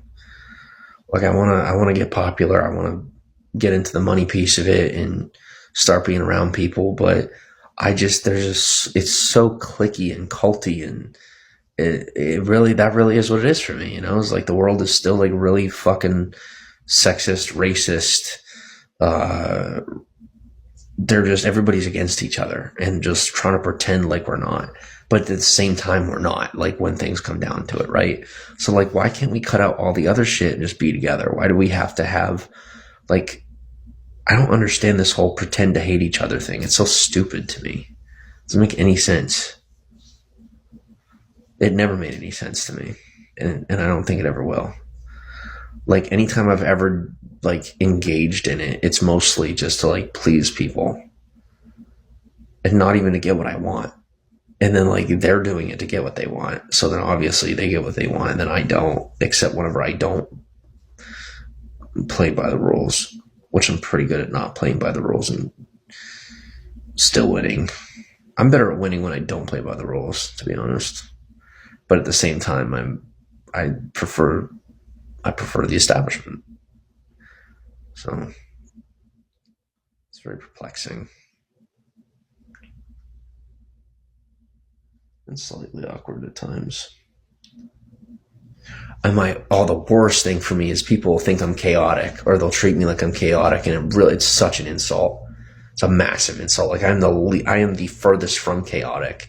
People do not realize how fucking chaotic they are. And then I have to deal with all these different people and these different personalities throughout the day. And then, like, by the end of the day, it's like, people are like, oh my God, do you see how he's all over the place? Like, do you see how you're over there, and she's over there, and he's over there, and she's over there, and they're all doing different shit in different ways with different people, and I'm associating with every single one of them, kind enough to go through and make sure everybody's okay, and then come the end of the day, they're gossiping about me, saying I'm the crazy one. Well, fuck you too. See who you have to talk to the next time Sally's busy. Like, fuck you too. All right, well, I'm going to sign off, and see, I don't know, I'm getting my energy back. I'm finally getting my energy back, because if you guys remember, I used to be active like 18 to 22 hours a day before I was literally like fucking starved for years, and I can't believe my body's coming back to normal. I can't even fucking believe it. But for real, like, I'm coming back to like I'd say I'm at like 7% energy. So like I'm awake enough that I stay up, because that's, you guys know me, I normally sleep like 2 to 4 hours a night maximum, and then I'll work like 18, 20 hours or more.